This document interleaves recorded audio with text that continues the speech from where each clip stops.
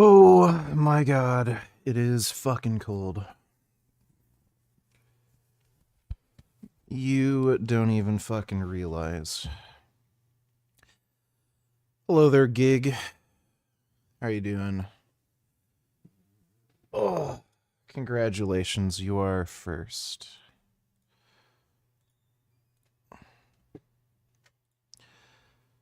Yeah, goddamn, it was fucking cold today.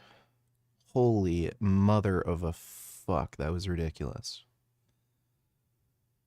I went outside for like a minute to clip my nails, and that was enough for me.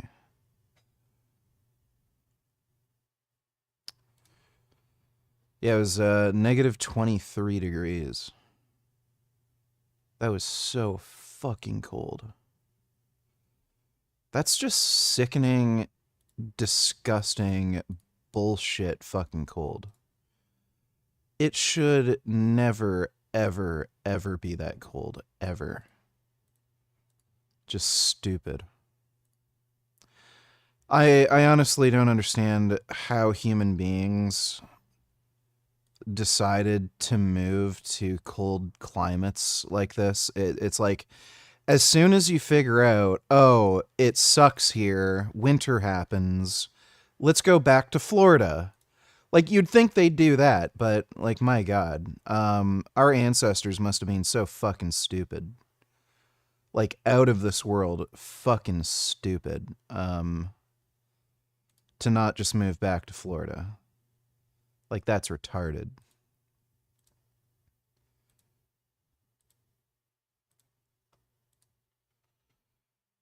Layers of fear. I don't know what that is.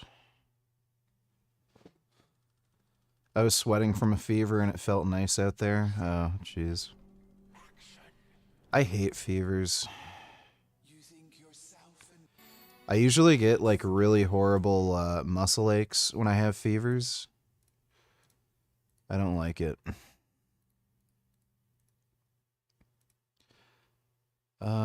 That looks interesting.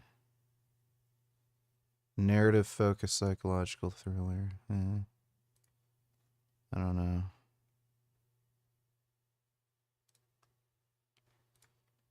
Metro franchise. I think I have all of these. Yeah, I just don't have Metro Awakening, which is the VR game. Especially the Inuits. Oh yeah, fuck them. The fucking seal bashers. So yeah.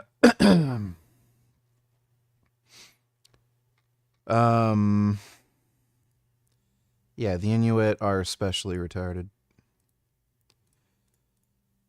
Like it's just downright fucking psychotic, honestly. Like this is before, you know, they had electricity, any actual technology. They were like practically living in the fucking Stone Age.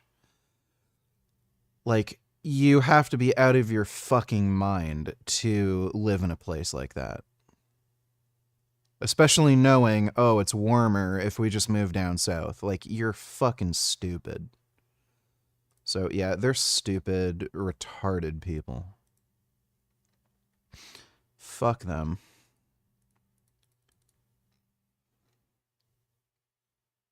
Jesus, $40 for that fucking side scroller? Jesus. And fucking Ninja Gaiden 4 is $90.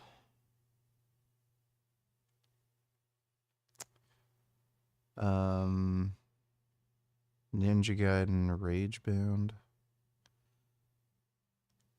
Ooh, the Robocop thing is on sale. Might get that.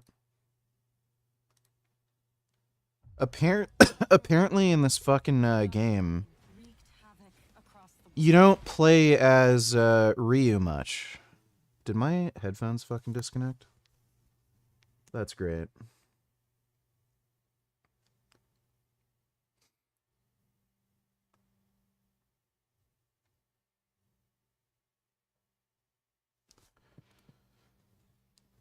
There we go.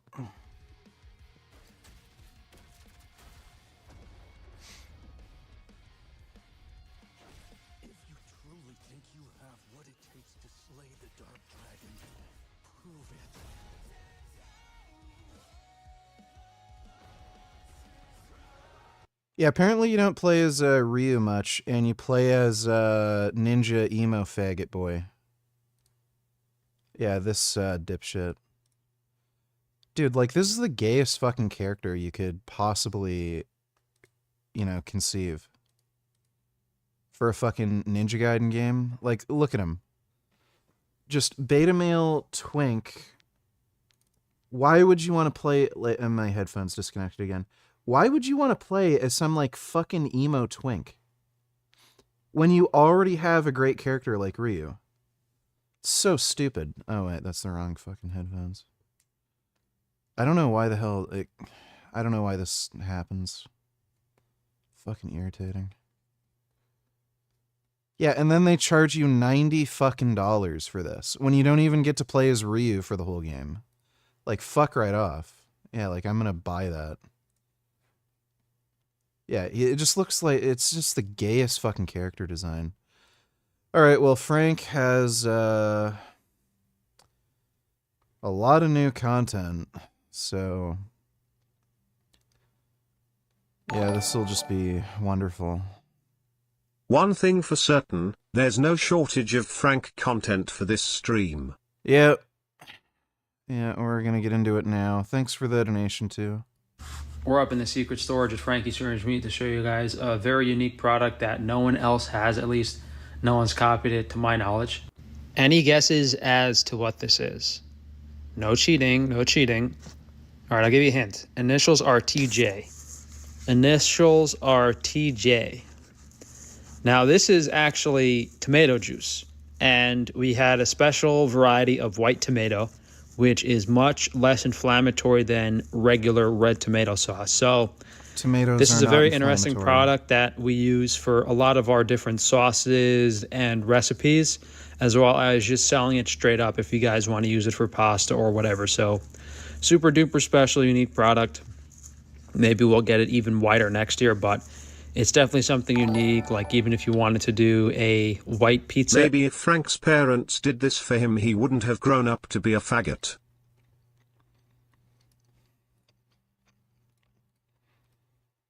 I hate video games. I don't want to be like you, Dad. I want maximum spark. Like honey, paint my nails, do my eyelashes.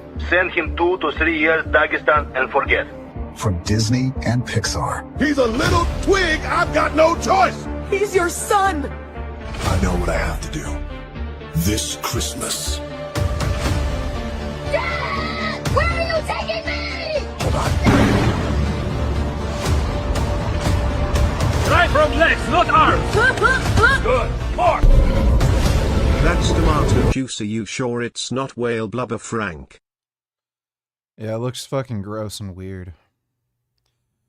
Thanks for the donation, Dodo. Come on, Molly, grip it tight. Hip low, chest high now. Pull. Yes, up. Lock it.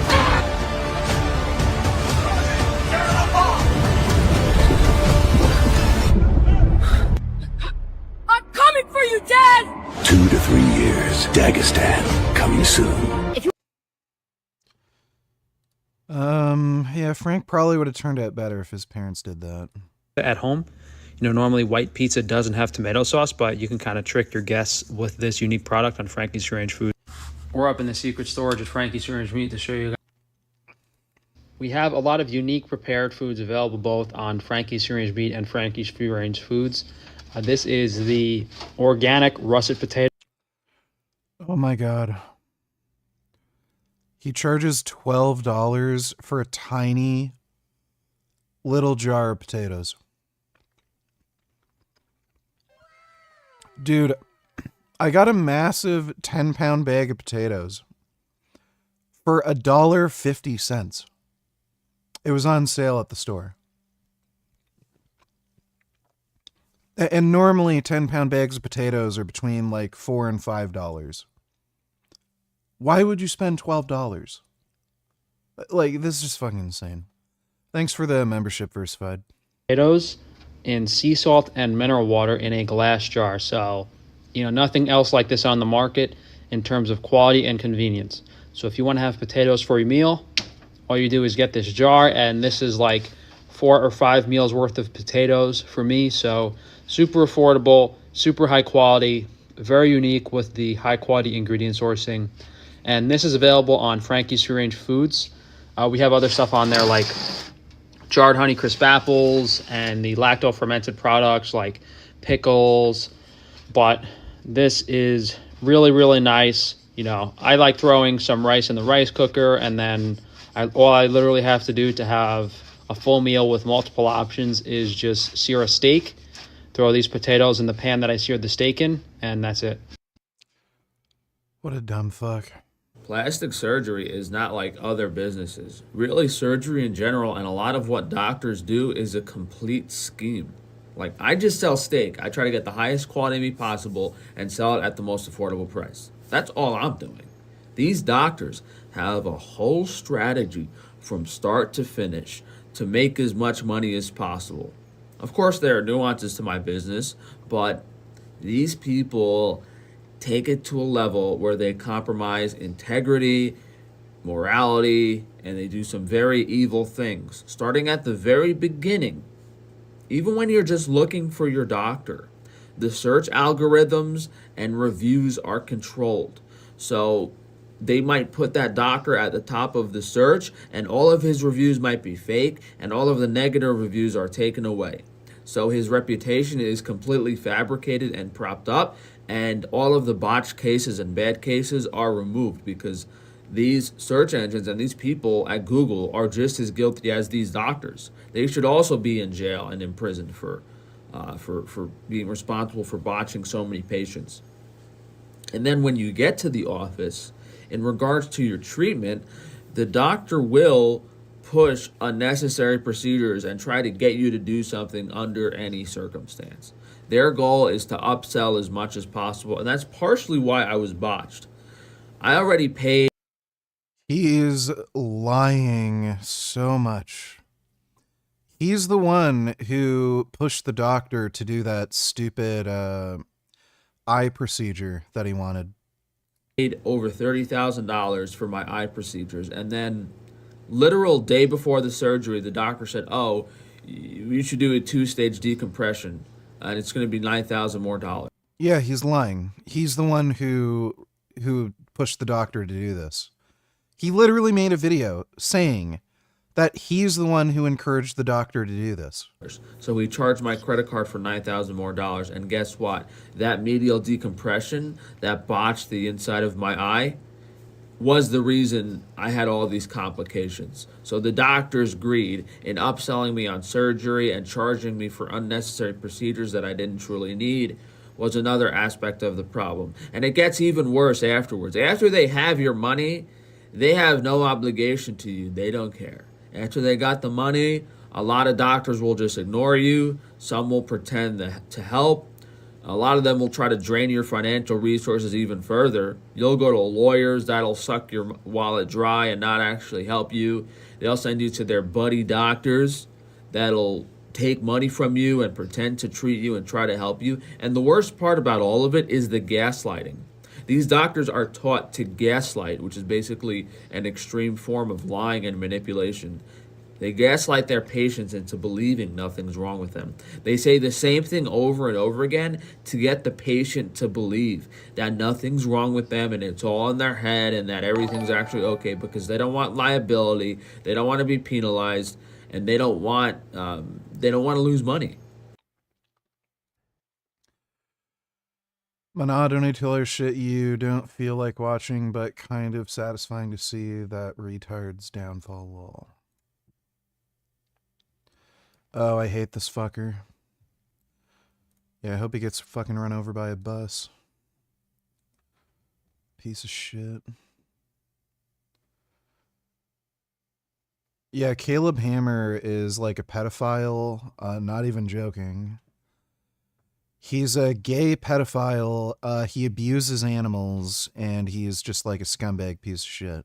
I follow a lot of people, so, but either way, we know for a fact he is broke because my realtor, who I'm not going to out, is...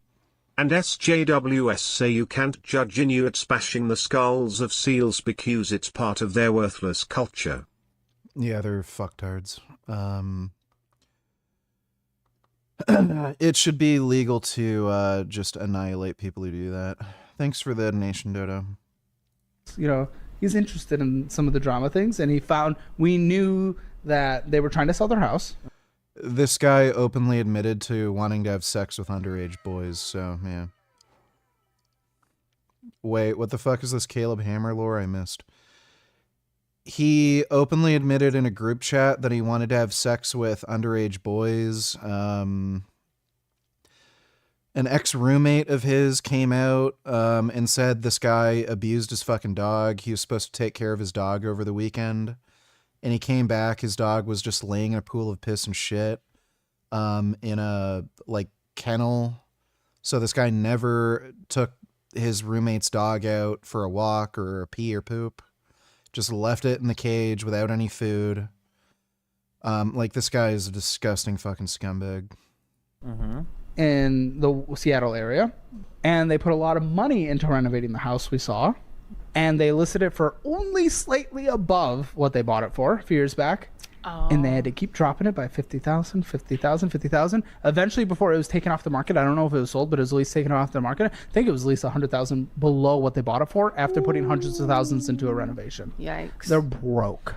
They are broke. And I don't know how they're bringing in income right now because they don't get views. Well, They don't there's get always views. there's always an open seat in this office for Mr. Idubbbs if he wants to come in. Yeah, come in. I'm not going to be hostile towards you. Come in. I know you're Yeah, iDubbbz is... his whole life is getting ruined by his dumb bitch fucking wife. I don't know why the hell he's still with her. It's crazy. And she's just gonna break up with him. Guaranteed. Any day now. So, once he's no longer useful, they're done. How niggas be a month into watching Goatis? Presumed to be 14 in boys and 12 in girls. Tom, what is the age of consent? No. Is presumed. Yeah, that's a little too young. That's awkward. Thanks for the donation, nigga. A gag order to stop talking about it. All this stuff happening to Whistling Diesel, I've had the same thing, but worse. They just issued the gag. Thoughts? Revival Fitness claims GVS is big but weakened, insinuates it's due to steroid use. Meanwhile, Revival Fitness can barely bench 315. GVS is doing trap bar deadlift 440 for 15 reps. So every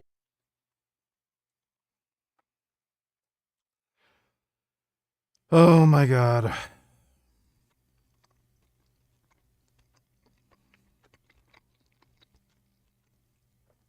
This guy is genuinely fucktarded. Every jacked, advanced, natural lifter will be strong, with zero exceptions. Then why are you the exception? We see him here. This is 440 pounds with a high handle trap bar deadlift, which He's doing it for 15 fucking reps. is significantly easier than low handle, and low handle's even easier than sumo or conventional. And he cranks out, about 15 reps here, and he's dying by the end. This guy's entire brand and persona and his fan base revolves around the idea that he's a world-class natty. And he talks about here how they're going to be very strong to have the muscles that they do. This is not impressive in that context. Keep in mind this is the same guy.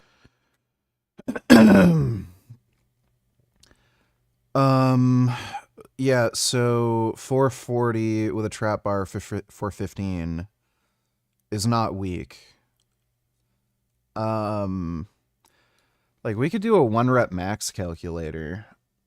440 15. It's probably going to be like somewhere around 600, right? Yeah, 660. It's the theoretical max. That's not what you'd consider weak. Guy who at the peak of his bulks has reached, I believe, around 230 pounds and is not even benched 300 plus, let alone 3 plates per side. And the rationalizations are going to come in. GVS doesn't have a particularly big chest, and he probably doesn't have ideal proportions for benching either, like longer arms, narrower shoulders kind of thing. I don't think he also really focuses on building up his bench either.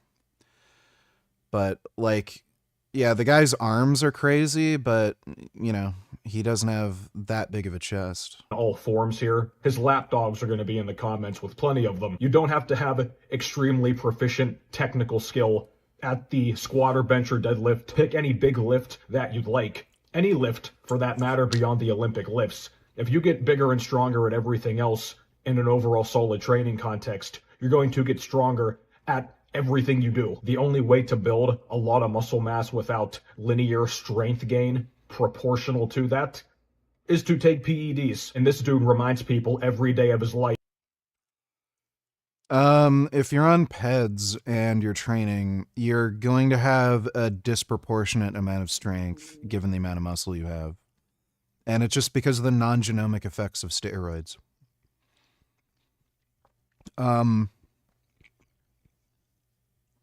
Now, steroids are better for building muscle than for building strength, but you're still going to be stronger than you would naturally, given the same amount of muscle mass.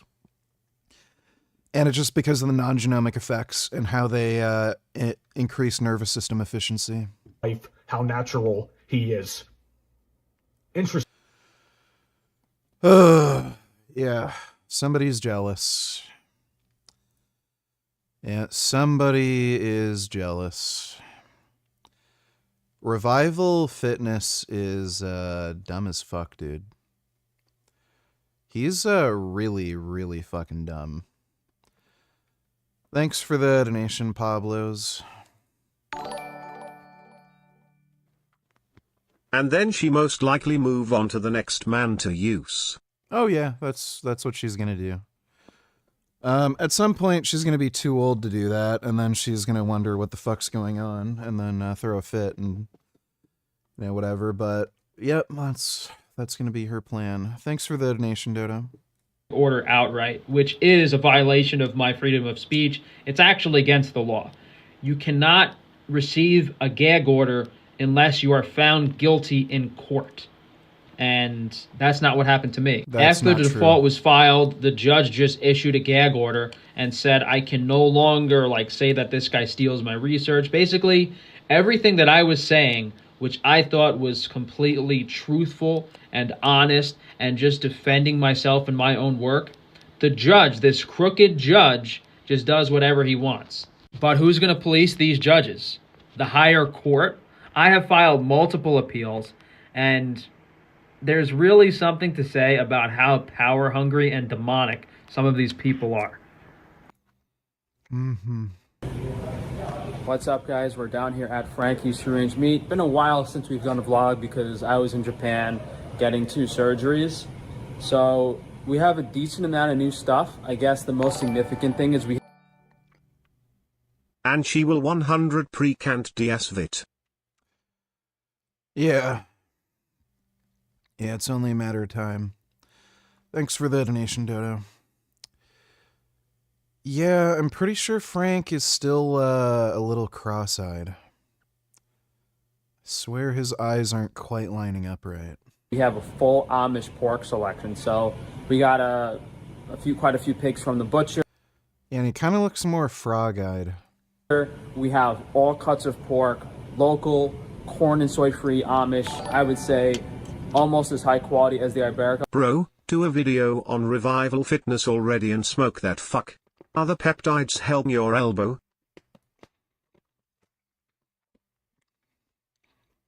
I think they are.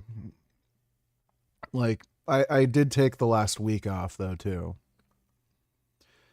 So, even before I took the week off, my elbow was feeling better. But, yeah, they're probably helping. My shoulder is definitely a hell of a lot better. I think it did more to help my shoulder. But yeah, I'm gonna take Revival Fitness down soon. That guy's fucking stupid. That guy lies like crazy. He's like Paul Saladino level kind of liar. Thanks for the donation, Big Mugs. If not as high quality, the difference is the meat. Oh yeah, he knows he's stupid because yeah, like the guy has dodged a debate with me for a while. It's a lot fresher, so it's not as flavorful because those Iberico pigs are a bit dry aged. So I'll show you on the website now. We have 16 cuts of local Amish pork available for you guys. So that's definitely the biggest thing we have this week, and I'm sure there's a few things I'm missing off the top of my head that we'll go around and show you guys real quick. A lot of negative things have been happening this year. I'm still dealing with a lot of chargebacks, and we're still in a pretty rough spot financially, mainly due to me not getting insurance payments, even for things like my regular car crash, and I still don't have a car 2 months ago. So hopefully things take a turn a little better, and I'm not in such a tight spot, but let me show you guys what's going on today. So we're baking on Monday, which is pretty unusual. We usually bake Tuesday because Mondays are busy, but... Hope this text finds you doing well this evening. So I'm 6 feet 3 inches and 180 at 12% body fat, vegan diet, blood work similar to yours. What gear would you put me at what doses? What kind of results would I generally expect? Don't quite have your muscle density.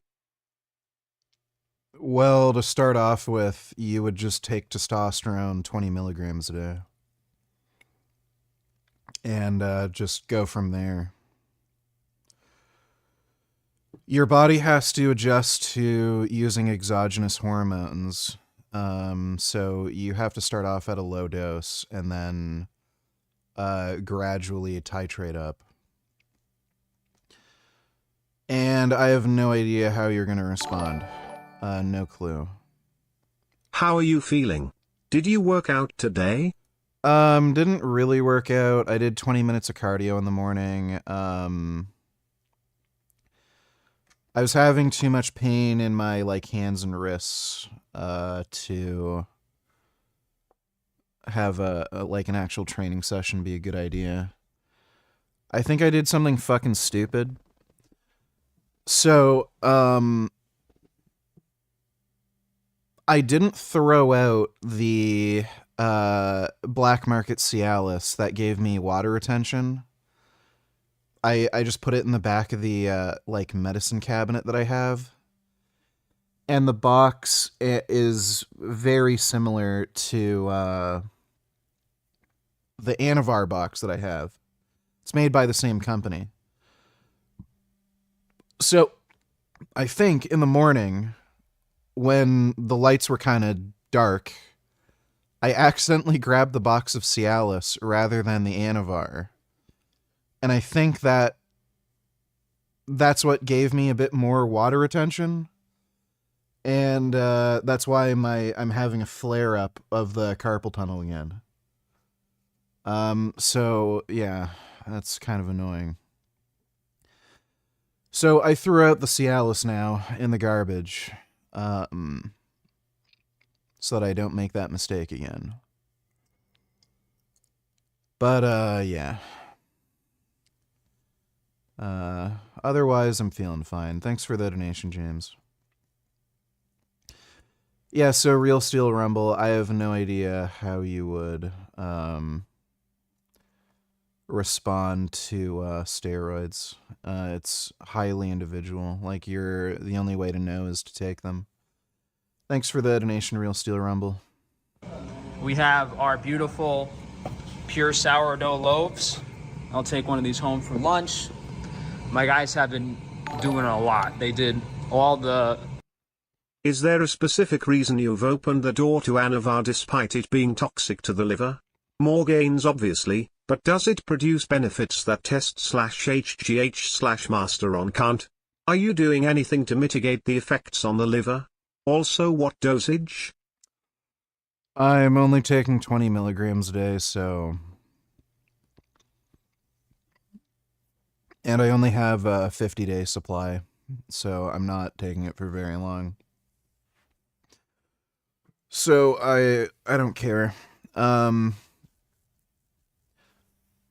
The reason I decided to try taking it is because of the water retention issue that I have. It does help to get rid of water retention. It does help with it does help with like wound healing and stuff like that. So like there's some other tertiary benefits. But that's the main reason. It also does, like, it's a good pre-workout. It helps increase strength and stuff. So figured, I'll just try it, see how it goes. I like it. Makes you look really hard and veiny. Makes you feel good too. Gives you like an energy boost and everything. So, but yeah, normally I wouldn't use any orals. Thanks for the donation though, Gummy Gum. Vanilla raisin bagels. So we have vanilla raisin bagels. I think they also have plain bagels coming. They did some hamburger rolls. Those look amazing. Very underrated product. We have hot dog buns. I don't know why they put sesame seeds on those. Maybe those are just extra dough for small rolls. But we have the Italian hoagie rolls with the hot dog buns here and the hamburger rolls. So, a lot of fresh baked goods, all super high quality stuff. There's more over here. We got more loaves over here. We have the plain bagels. More rolls in the proofer over there. Looks like Frank has those sourdough loaves stored correctly. Yeah, but they're sourdough, so they taste like shit. Thanks for the donation, James. Hamburger buns look good. So most of you guys know the deal. It's all organic flour, made with glass bottle mineral water, egg and dairy free, super high quality, super convenient. I really like everything's delicious. So yeah, that selection of products is available on Pure Sourdough, and we'll show you guys the donuts and the cookies and the other stuff when we go in the fridge. On the foods, we restocked the colatura. I think this is available on the meat website too, the colatura di alici fish sauce. I didn't list these yet. I don't know if I want to sell them. They're not that good. The Taza chocolate, which is very good. Taza chocolate, which is very good. They had some other products. The hazelnuts aren't that good. The almonds are okay. I don't think they're like a special enough product to sell. They need to work on their recipe a little bit to make it tastier.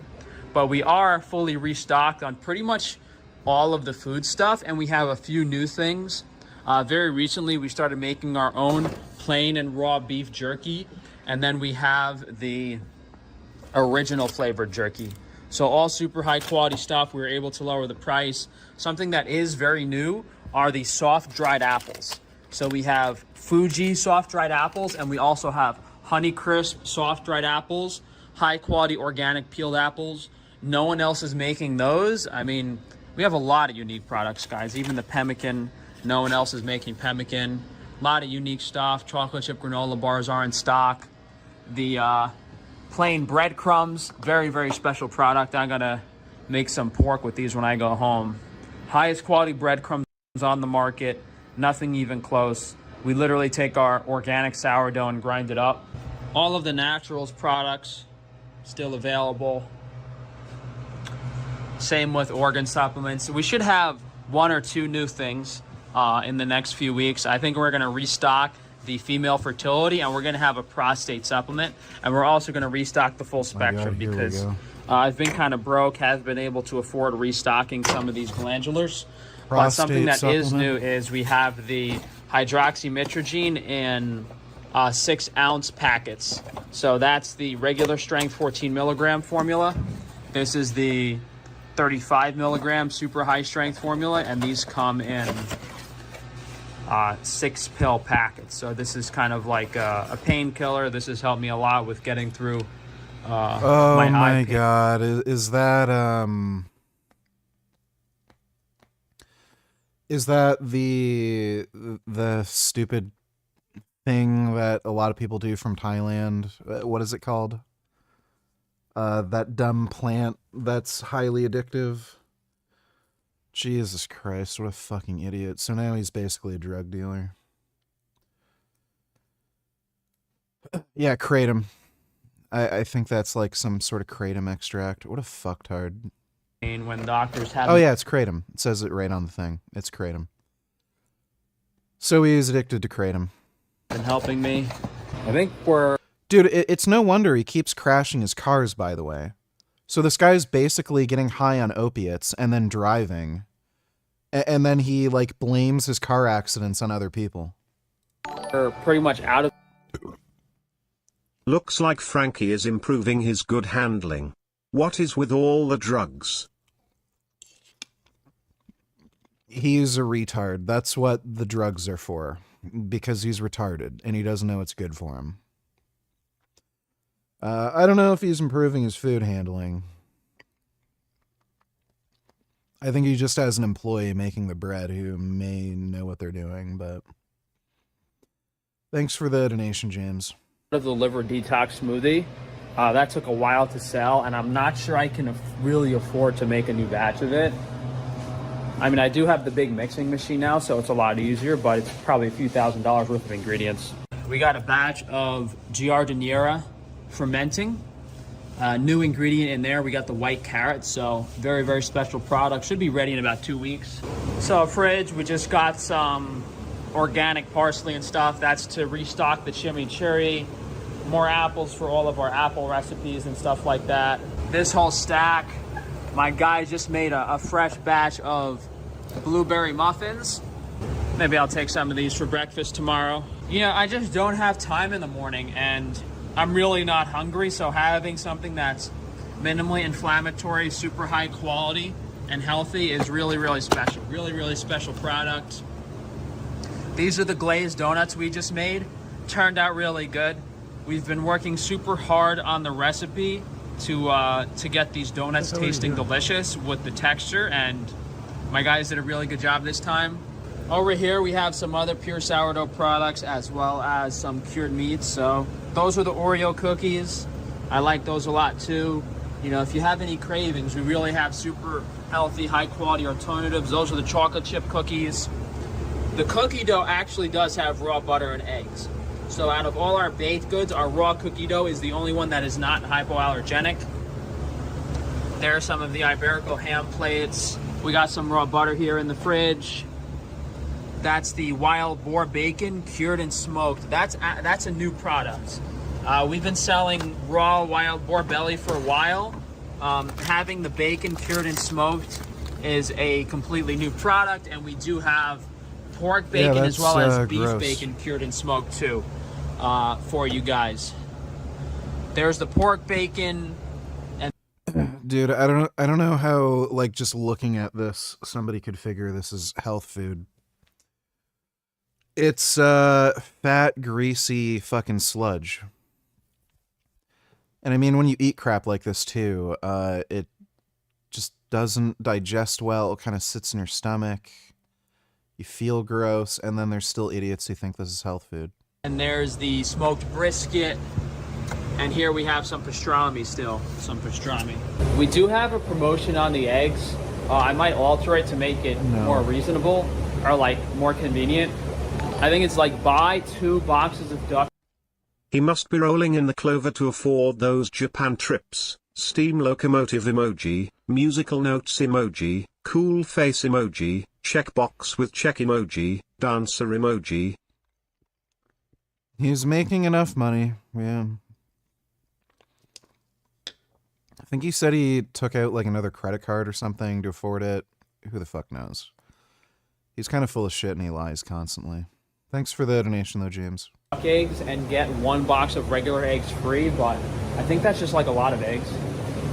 Because we do have a little too much duck eggs, and we are also a little overstocked on regular eggs right now, so I was trying to figure out a promotion that we could do without like actually losing money. but not really sure yet. All right, let's check out the freezer. Actually feels cooler in here than it did outside today. We restocked a lot of Iberico pork fat. I think that's the new liverwurst. So one of the local products we have from the Amish pork is liverwurst. There's the local ground pork. Yeah, so look, this is our Amish ground pork, and that's the Iberico pork. And honestly, since that's dry aged, or well, a little aged, which darkens the meat, it's still a very, very similar color. New organs we have are beef lungs, 1 pound portions. We got beef spleens, 4-ounce portions. Who the fuck beef eats udder, this? 1 pound portions, all very cheap, very affordable. Oh, that looks lovely. I think these are the goat PP, the goat wieners. Veal brains are restocked. This is all the local Amish pork. So there we have like some ham hock. Who in the fuck is eating this? There's some bacon. We got the rib chops. Not sure what that is. So both the raw and smoked collagen sausage has a new recipe. So I really wanted to try these out along with the hot dogs. So we have beef hot dogs, smoked collagen sausage. I'm looking forward to trying these out, especially because we made those fresh hot dog buns today. So we just restocked the chicken pot pies as well as the beef pot pies. Easily feed your whole family. Really nice dark colored 72-hour collagen bone broth. And we did restock all of the ice creams. I think that's some turkey. Agreed, this all looks fucking disgusting. Yeah. This is weird shit that I didn't even know people ate. Thanks for the donation, Dodo. Over here, ground turkey. Yeah, ground turkey, fresh restock.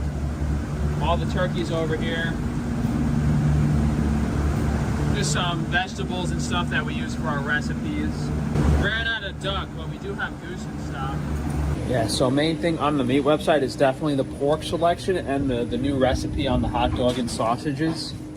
I'm thinking of doing some snack sticks, although I got to figure out how to execute that because most of the snack sticks, if not all of them on the market now, are like dried up garbage. Like none of them taste good. So I'd like to do a raw snack stick, but I'm not really sure how we're going to do it. Like I know the recipe. We're just going to do ground beef, probably our demi-glace, and maybe some bone broth.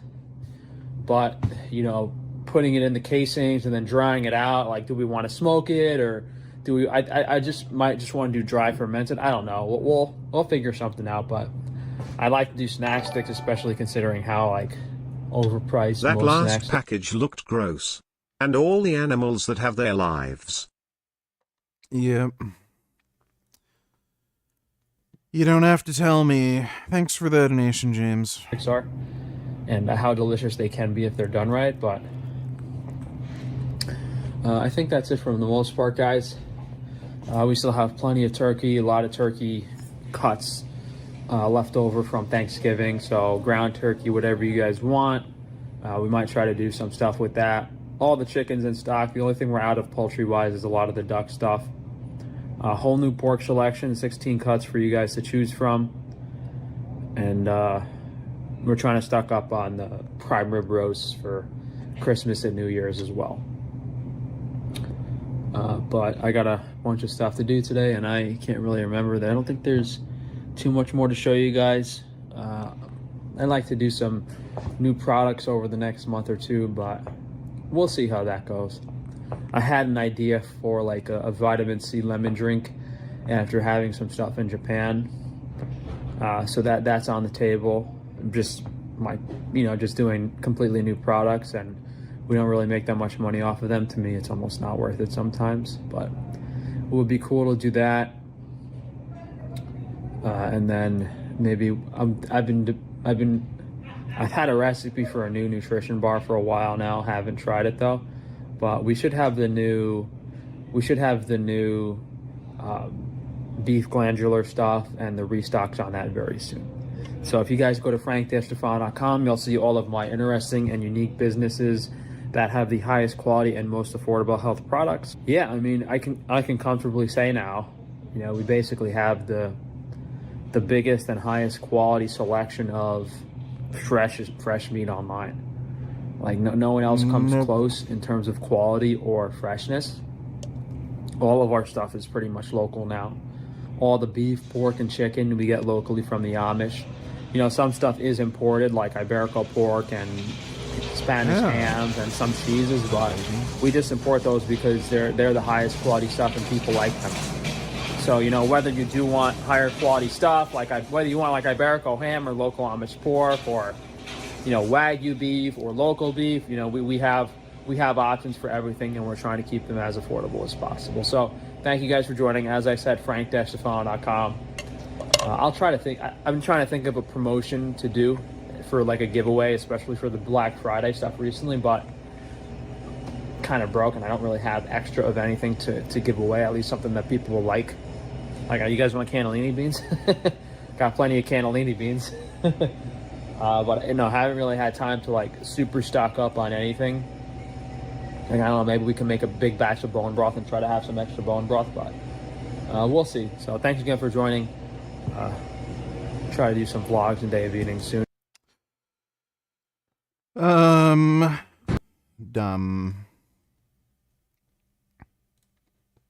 If you guys missed the memo. Alright. We'll watch this. No, I haven't watched the Chainsaw Man movie yet. I'm gonna watch it. I'm just gonna go take a piss, and I think I'm gonna grab a pair of socks, because it's fucking cold as shit down here. But I'll be right back.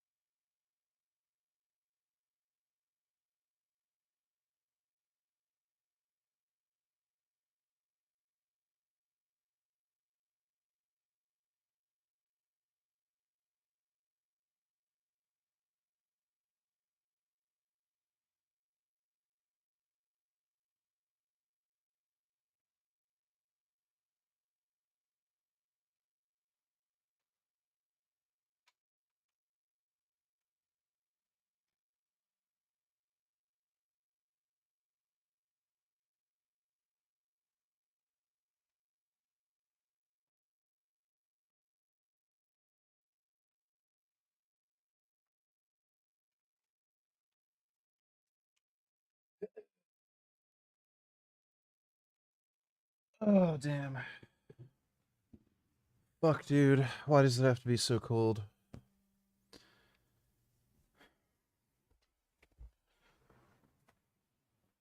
Winter is so bullshit.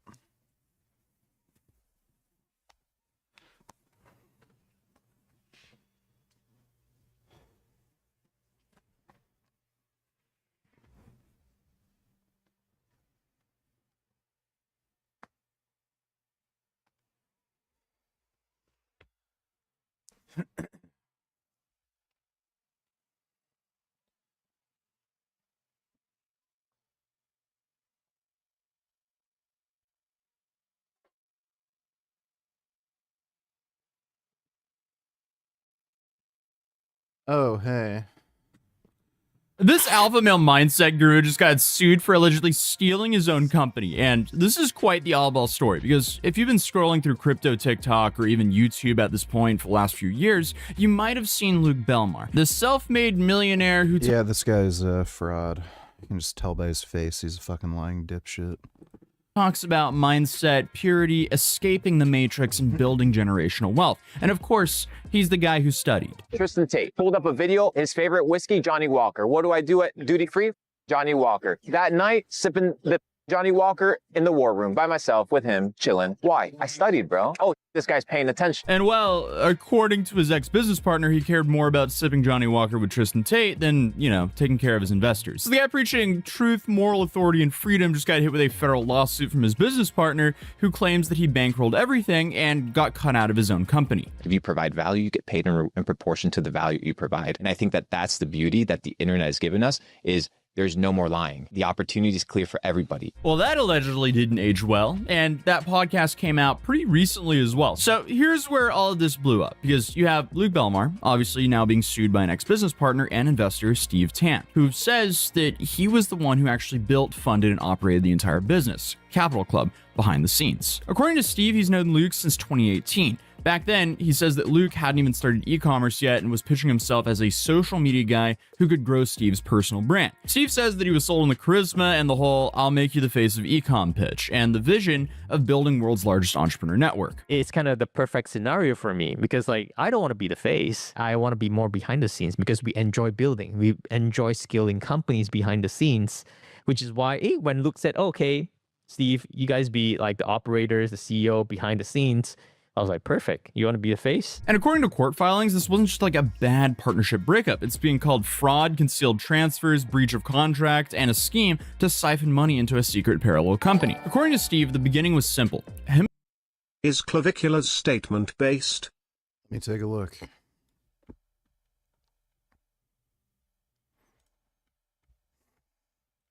How old are you? 19 years old. Are you single? Yes. Why do you think that is? I would say that there's really not a lot of women, especially in Miami, that are really worth pursuing in a long-term relationship. Just how degenerate things are here, the hypergamy, divorce rates. I don't really think there's a good reason for a lot of guys in this city to be, locked down. But what problems do you run into with the woman that you meet here? They're simply just too degenerate, right? So their pair bonding abilities go to shit the second they get one body, right? And that exacerbates further and further the more sexual partners they take on. So you're just unable to chemically pair with these women, making relationships almost impossible. So as you are now 19, you wouldn't mind getting serious with a girl and actually building a future with her? I wouldn't mind that at all. But the problem is, if you're a young guy and you're trying to pursue a career, that a lot of times can get in the way of advancing you as a person. So it's kind of a double-edged sword. While I wouldn't mind the idea of it, I would mind how much time it takes up, how much, it's going to halt your progress in terms of career maxing, this, that, and the other thing. So that's kind of the only problem with it. So let's take a step back. Let's do it. Why do you think women say they want the ambitious guy, whereas when they get it, problems start to appear? Because the problem is, the men who are at the top percentiles are going to step out. They're going to have multiple sexual partners. A lot of the time. No, women just complain and they try to test you and control you, and that's all there is to it. So as soon as they get what they want, they start complaining. It's just to see, like, you just have to, like, they're children, and you basically just have to keep them in line. times, and women aren't going to like that, but that's just the way that society's set up. So they're dating so far above their means that when they finally get that man, he's not going to stay faithful to just her because there's too many options, right? There's too many girls that he could pursue. So it's just set up in a really weird way, and that's why they get let down a lot of the times. But you're 19 now. Right. How did you gain all of this knowledge? Like I don't care if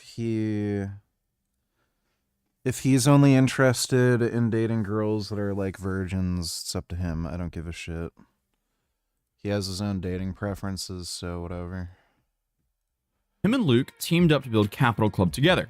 Luke would be the face, the branding, the marketing, the content, so essentially he would keep on posting Instagram reels, appearing on podcasts, and making dramatic TikToks like this.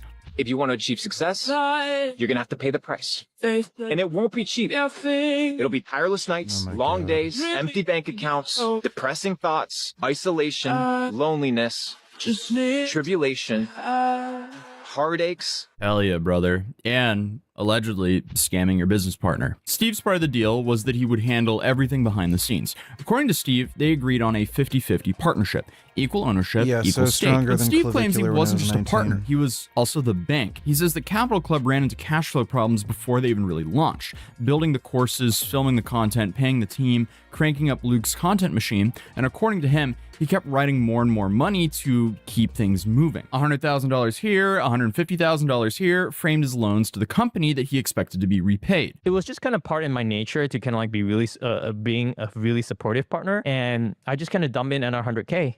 Then when 100K runs out, I'll dump in another 150K, right? So, but of course, I extended this all as part of a loan to the company, right? Into the company, which I do expect to get paid later on, right? But when I had a call with like our financial, like third-party financial advisors, they were like, oh my God, like Steve, like, why do you do that? I said, yeah, because I pride myself as a good business partner, right? And when I just brought it up to look, hey, like, you know, we ran into cash flow problems, right? I put in this money. He just kind of brushed it off. Like, I just like, it feels a little bit weird because any normal person would really appreciate your partner for doing that, right? So in total, he put a little bit over $4 million of his own money, paid payroll, funded advertising, built the infrastructure, and set up all of the tech that made the company actually function. And I guess it worked. Capital Club reportedly pulled in $4.2 million in revenue in its first 3 months, which just shows you how powerful information products can really be. Like, it makes sense why these guys are selling courses and selling, you know, paid communities, because clearly, it makes a ton of money. But at that point, it looked like a success story. Unfortunately, though, Steve says the cracks were already there.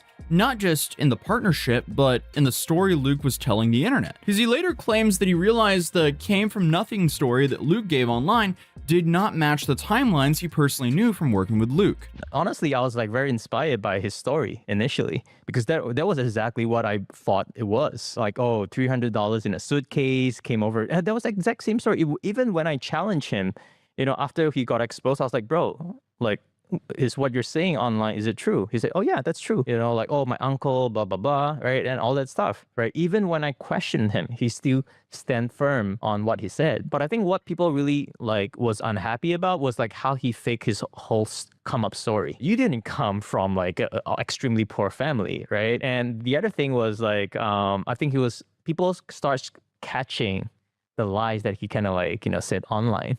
And a lot of kind of like people start piecing up together. For example, he said, oh, he didn't go to college, but people say, oh, like people start digging out and researched, oh, you went to college. Apparently, Luke pushed hard to pull out around $600,000 from the company, even after their own financial advisor said, hey, this would be too much and would strain the cash flow. According to Steve, Luke insisted on taking $600,000 anyway. This was supposedly to buy a house, and then he told Steve that he'd have to wait until the next launch to take anything out for himself. So for someone who publicly talks about having $20 to $40 million, Steve says watching him fight over $600,000 set off some alarm bells, which, yeah, dude, that is a red flag. In 2024... What a surprise. He doesn't have the money he says he does. Oh, it's almost as if I could have told you this. Or Steve says that he planned to step away from the project. Luke allegedly offered a buyout to finalize his exit. All Steve had to do was hand over the back-end credentials, and he did. So Steve says that in good faith, before anything was ever signed, he started transferring access, payment processors, CRMs, checkout tools, key software, all the stuff you need to run the business. Then he claims the tone completely changed. He started seeing his own admin level being quietly downgraded. Then one day he says he tried to log into his email and found his account was suspended. Shared logins were switched and his super admin status was pulled. And when he reversed one of these changes, he says that Luke accused him of trying to lock people out and even emailed lawyers about it. And that's on top of the term sheet Steve says that he got after the buyout number was agreed on. Because this was a non-compete with around 250 names on it, plus a blanket ban on working with any creator under 40 or doing courses, masterminds, or info products at all. That just sounds like he's trying to exile his ex-business partner away from the entire space. Steve said it felt less like a buyout and more like an attempt to end his career. And this is where the lawsuit begins. While Capital Club was still running, filings say that Luke and his wife Laura quietly launched a rival venture called Gem Hunters. And this isn't after Steve left, but during. And this is where the lawsuit gets also pretty serious. So according to Steve's filing, it claims while Capital Club was still operating, the exact same team was quietly running a second company in the background that's competing with Capital Club? What? Then to make things worse, according to the lawsuit, Gem Hunters reportedly pulled in around $10 million, and the complaint estimates that Luke personally may have walked away with more than $15 million in profit. And remember, Steve says all of this happened while he was still a 50-50 partner. So I mean, if that's true, this isn't just bad business, this could easily be a legally exploitive situation. Then Steve dropped this voice call. I'm Capital Club's personal brand. We scaled a personal brand. Like, I'm not understanding how you're not getting that. Are you jealous? No, I'm not jealous. Why should I be jealous? It sounds like it because I'm getting benefits that you're not getting and you're seeing me win. And instead of being happy for me, you're jealous and you're asking to eat off of a plate that you didn't do anything for. He invested like over $4 million. As if I'm not being fair. As if I'm being like withholding. Oh, go ask around. This guy is... What's the motivation with these grifters? He claims to have severe depression cause he's 24, makes $500,000 per month, travels the world, and buys Bugattis and mansions. Says he was homeless in the past too. I feel beyond lost right now. Like, what are you supposed to do after you start making $300,000 to $500,000 profit per month? Literally, like, I already own 7 cars. I already own different properties, which I'm doing Airbnb with currently, and I'm also getting involved with the real estate development. I already have traveled a lot of places, not everywhere, but a lot of places in general, more than some people will ever will in their entire lifetime. I have given back to my family in tremendous levels. I am married now. What else is there to do, literally? Like, I could literally buy a Ferrari every single month. I could deadass buy a Bugatti if I wanted to right now.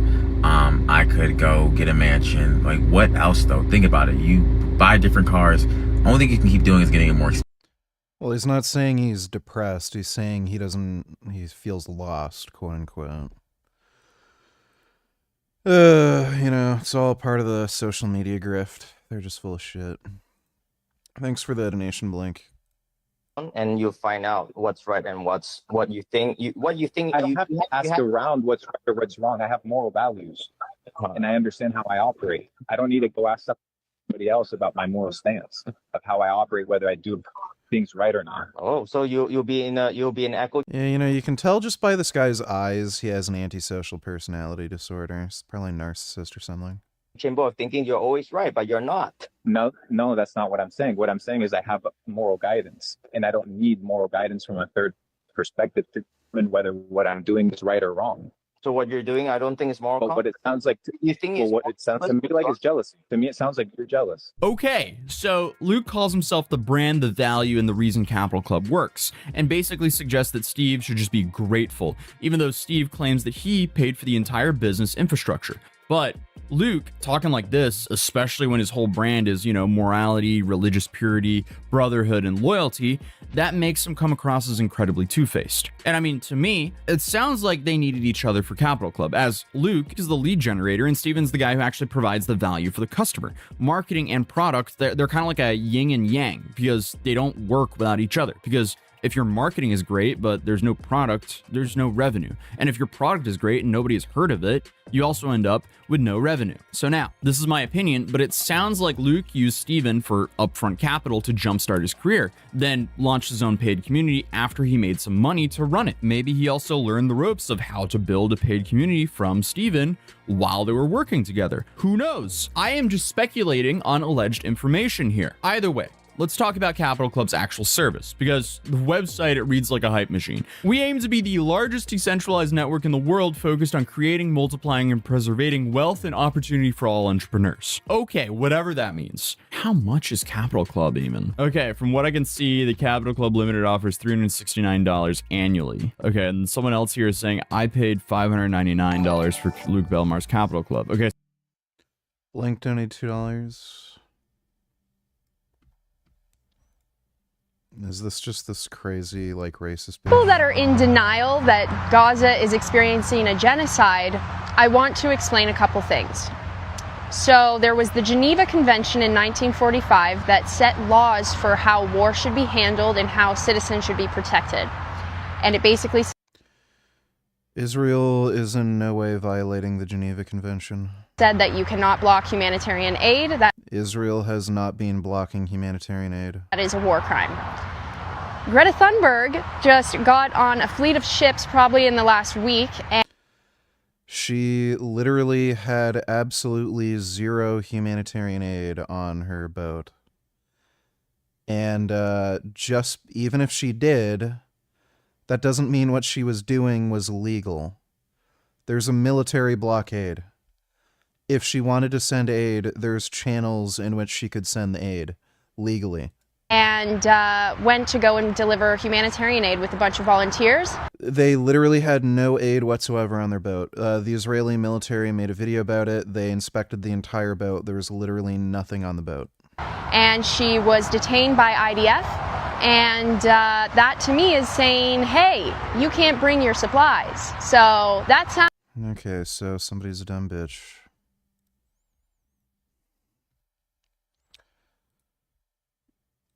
Goodbye, Donald Trump. We're moving to Canada for real. Oh, you guys were actually serious about doing that. Well, welcome to Canada, where the average family spends more on taxes than on rent, food, and clothing combined, where the unemployment rate is 70%. Why can't I go backwards? I don't know where that stat's from. There is no fucking chance your average family is spending more on taxes than, like, all major expenses combined. Higher than America's, where 86% of all new jobs in the past 4 years have been government jobs, where 1,000 people will line up to a... Like, you can just look at the marginal tax rate. There's no fucking chance your average family is spending more on taxes than on rent, food, whatever the fuck he mentioned. Like, it's just no chance. Apply for a job as a dollar store sales associate, where you can get fined $25,000 for walking into a forest during a climate lockdown, and where 52% of us think that the US is too dangerous. Yeah, great. That's stupid. Thanks for the donation, Blink. Okay, so the original offer might be $369, and then they might have bumped it to like $599 later on. Then you have a... How come since going on gear, you're much lazier? You never do cardio. I do 40 minutes of cardio a day. You barely do legs, and you're always hurt. I do legs twice a week. I also don't know what the fuck you mean by always hurt. Also, why get that big? It's so unnatural when I have zero interest. I don't have interest in women, so I also don't have interest in you being in my chat. So congratulations, you're banned. See you later. Another video. So I spent $15,000 to join Capital Club and learn these secrets. Hold up. What? Okay, so pricing seems to be a little bit all over the place. It does, I mean, on the website at least, it says they have 200 hours of courses and exclusive series brought to you by various experts from around the world. Okay, so this is more than just a Telegram. It seems like a very overpriced Skillshare that has a focus on internet money. So, and I guess like the whole networking aspect of it, if that's important to you. Is it worth it? I don't know. I haven't tried it, but I'm always extremely skeptical about stuff like this. On top of this, you have Luke, who's been pushing something called Ecom Society. This platform pushes a waitlist, like an exclusive club that you may or may not be accepted into. This is also similar to how Capital Club was originally marketed. And this is not an exaggeration. Luke's been posting to his story pretty much daily links to the site saying they're accepting applications and not everyone will be accepted. Like, the whole scheme seems to be like you're applying for a job rather than handing over your credit card. And, you know, when they finally accept you, then obviously you're like, oh, I'm accepted. I might as well spend money. At the end of the day, it's just marketing psychology, and clearly it works. And this site has the pretty typical language that you see from a lot of these crypto guys. The new era is here. Join the waitlist. Only serious entrepreneurs will be accepted. It just comes across as like a massive funnel, selling access, mindset, and advice. Because remember, with Capital Club, Steve was the bankroll and Luke was the brand. So that's clearly what Luke knows how to do, branding. You want to arbitrage attention, right? So you need to create a personal brand. The personal brand doesn't have to be you, but it can be your company. It can be something that people can connect to. This dude looks like a fucking weird villain from like Batman or something. Like if he has like a Joker face. If you were to just paint his face white and do the smile and everything, he'd literally look like the Joker. I don't know who the fuck listens to some dipshit like this. Like, the guy just comes off as so fucking untrustworthy. Too. I guess that's why you see language like connect with 8 and 9 figure operators, exclusive playbooks, learn the secrets. So I guess the product is just networking and advice packaged as exclusivity, but who knows? It might the systems, funded the business, hired the team, and was even one who got Luke onto decisions in the current present moment. So it's possible, but you're going to have to sacrifice effort. You're going to have to sacrifice a long night. Yeah, so this guy never had any money. So he was lying about his wealth, and that's why he was playing Hungry Hungry Hippos with any amount of cash he could get.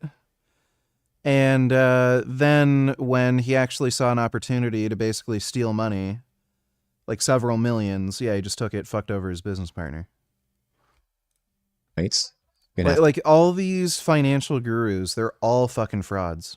Extreme, raw, authentic, uncut, discussing his allegations, his false claims, and his lies. He came after me, my family, my wife, my relationship, and the man that hires, scams people, and decides to steal my business, Capital Club, will be exposed. I'm giving Steve Tan the opportunity to defend his claims, not through some bullshit post, not through some nonsense YouTube video, but man to man. I come from nothing. I have nothing to lose. I'm here to maintain the integrity of my relationship with my family. Yeah, this guy is like certainly a sociopath.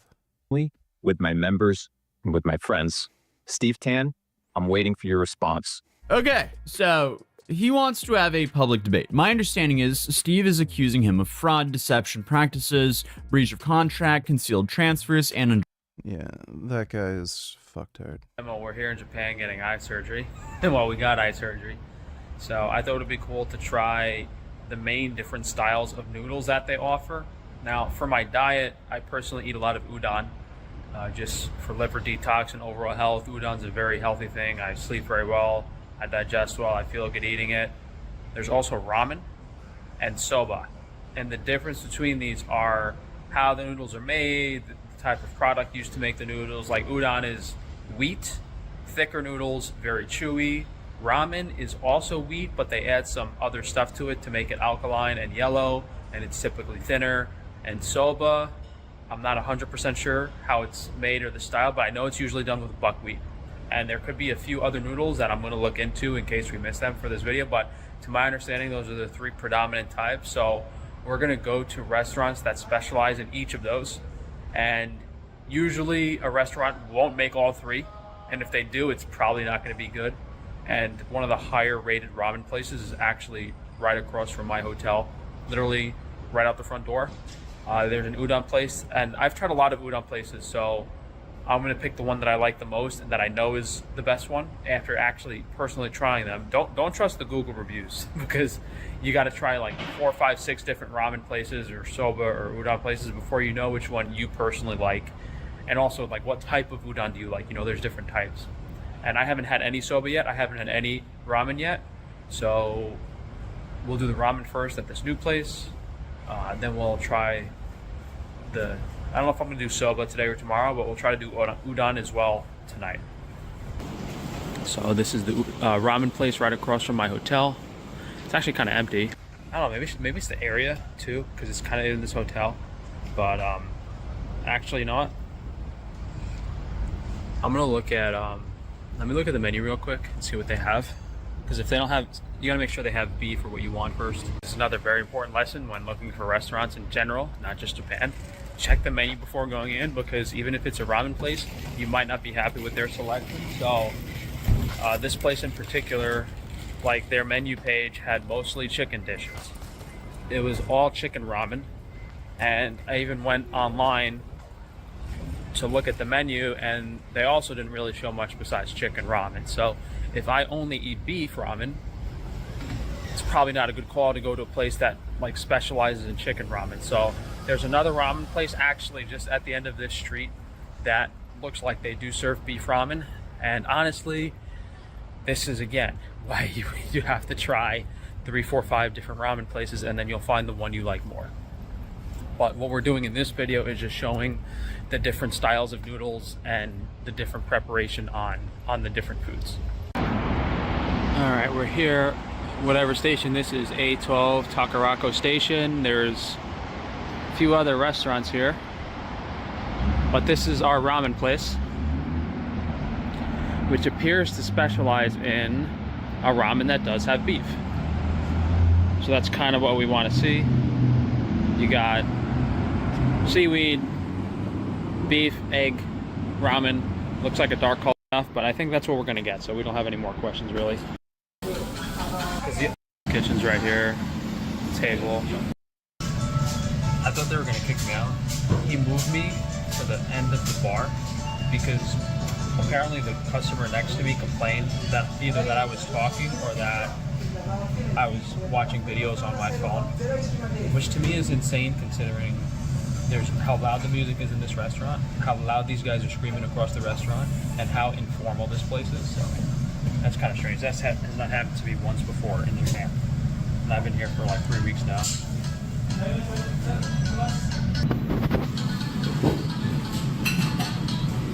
And what you get here is a bowl of plain noodles ramen and the different broth.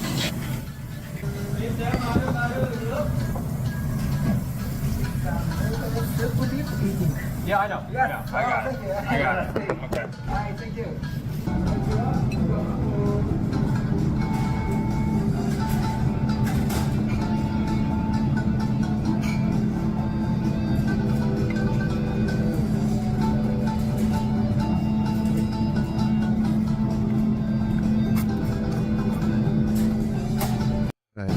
I really don't want to watch Frank slurp If you're noodles. not able to eat between 11 a.m. and 2 or 3 p.m., a lot of the lunch places are going to be closed between 3 and 5.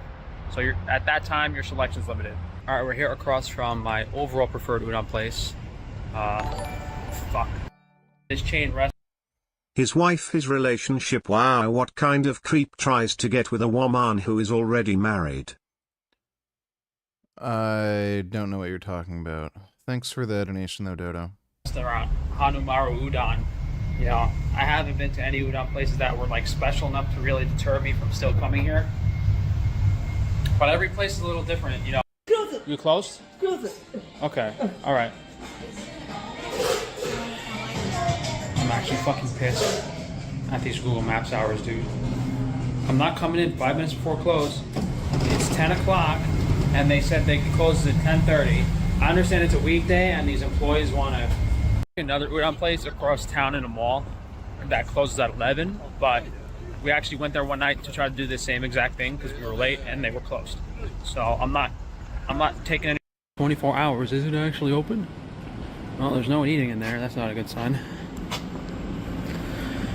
So I have a feeling I'm not going to like these buckwheat noodles. Really what they have. The video we just watched. Yeah, what does that have to do with somebody's wife? Thanks for the donation, Dodo. Well, that was cold. This is hot.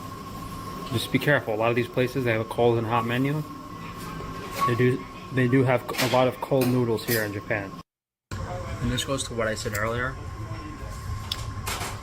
We're just trying to find the differences between the noodles here. No clue what that is. Some type of grated yam. This looks like... I don't know what that is. Looks like fried vegetables.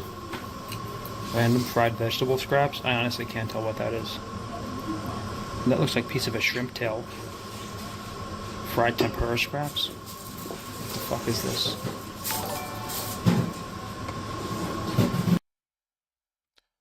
Animal Liberation Donatillers, do you think you'll debate life abolitionism? That would be mildly entertaining. I don't know who that is. Jordan, leave me alone. Joe, they kicked me out of Comedy Mothership again. You gotta call them. What did you do this time? They're saying that I heckled Whitney Cummings, Joe. I didn't. I can't do this anymore. They're trying to say that when she came out on stage, I shouted, "Here comes Pennywise," and then started laughing maniacally. That's a fib. You need to take accountability. It was Theo Vaughn, Joe. Theo Vaughn's not in town. Pauly Shore, then. Listen, Joe, they were selling half-price Bud Lights. It's not like I could say no. I'm getting off the phone. Never mind that, Joe. Joe, have you ever had a Hogwarts handshake? What? A Hogwarts handshake, Joe. That's when she grabs your rod like a magic wand, shouts "Peenius Weenius," and then fires it at a dwarf. It wasn't very funny. But yeah, I don't know who that guy is.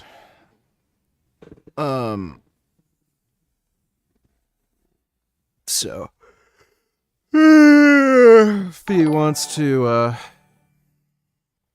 The guy in that video said Showman tried to infringe on his family, his wife, his relationship. Yeah, he was lying. Thanks for the donation, Dodo. Yeah, if that life abolitionism guy wants to debate me on, what is it? The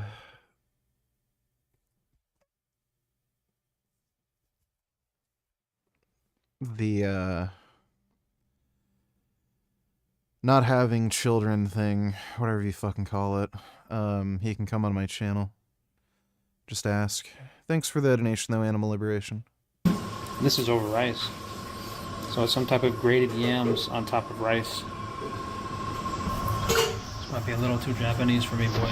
And the thin broth, there's no chance. I'd have to not eat for 3 days to like this. I'd have to be starving. If you took 25 milligrams of THC edibles, you should be on your ass. They can take like 3 or 4 hours to kick in sometimes, especially if you have them with food, so I wouldn't just wait like a few minutes and then just take a fuckload more.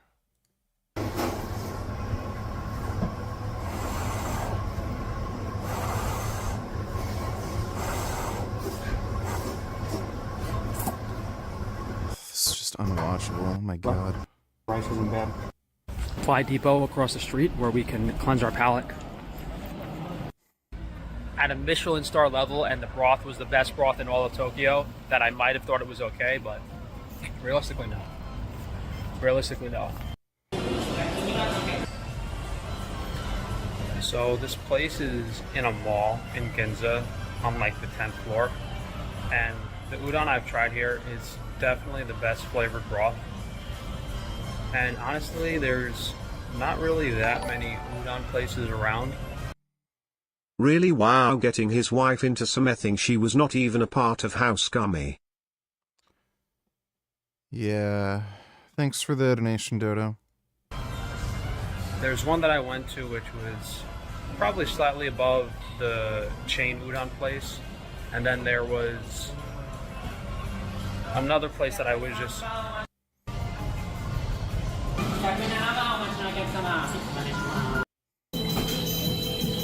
Half last time I couldn't finish it. Broth action. So this, well, we did come a little after lunch around 2 o'clock compared to the. They give you a little. I like udon the most is for my diet. Place. Then worth the beef. Who knows how much it actually costs? Rip everyone off. Wait like 5 or 10 minutes for the elevator. They're offering different types of differences. If you're dying, my meal. Every fucking floor. 10, 9, 8, 7, 6, 5, 4. You can probably get down just as quick with the escalator, and you're not going to be stuck on a hot elevator with 10 people. Because, you know, most people are waiting on the 10th floor to go down, but you'll have like a few stragglers and like 1 or 2 people for some reason at each floor trying to go down. So, yeah, the elevators here are like a complete fucking disaster. I really don't like it. Most days it wasn't this bad, but about half the time it has been. Well, Frank is still stupid, so that's not surprising. Not surprising at all.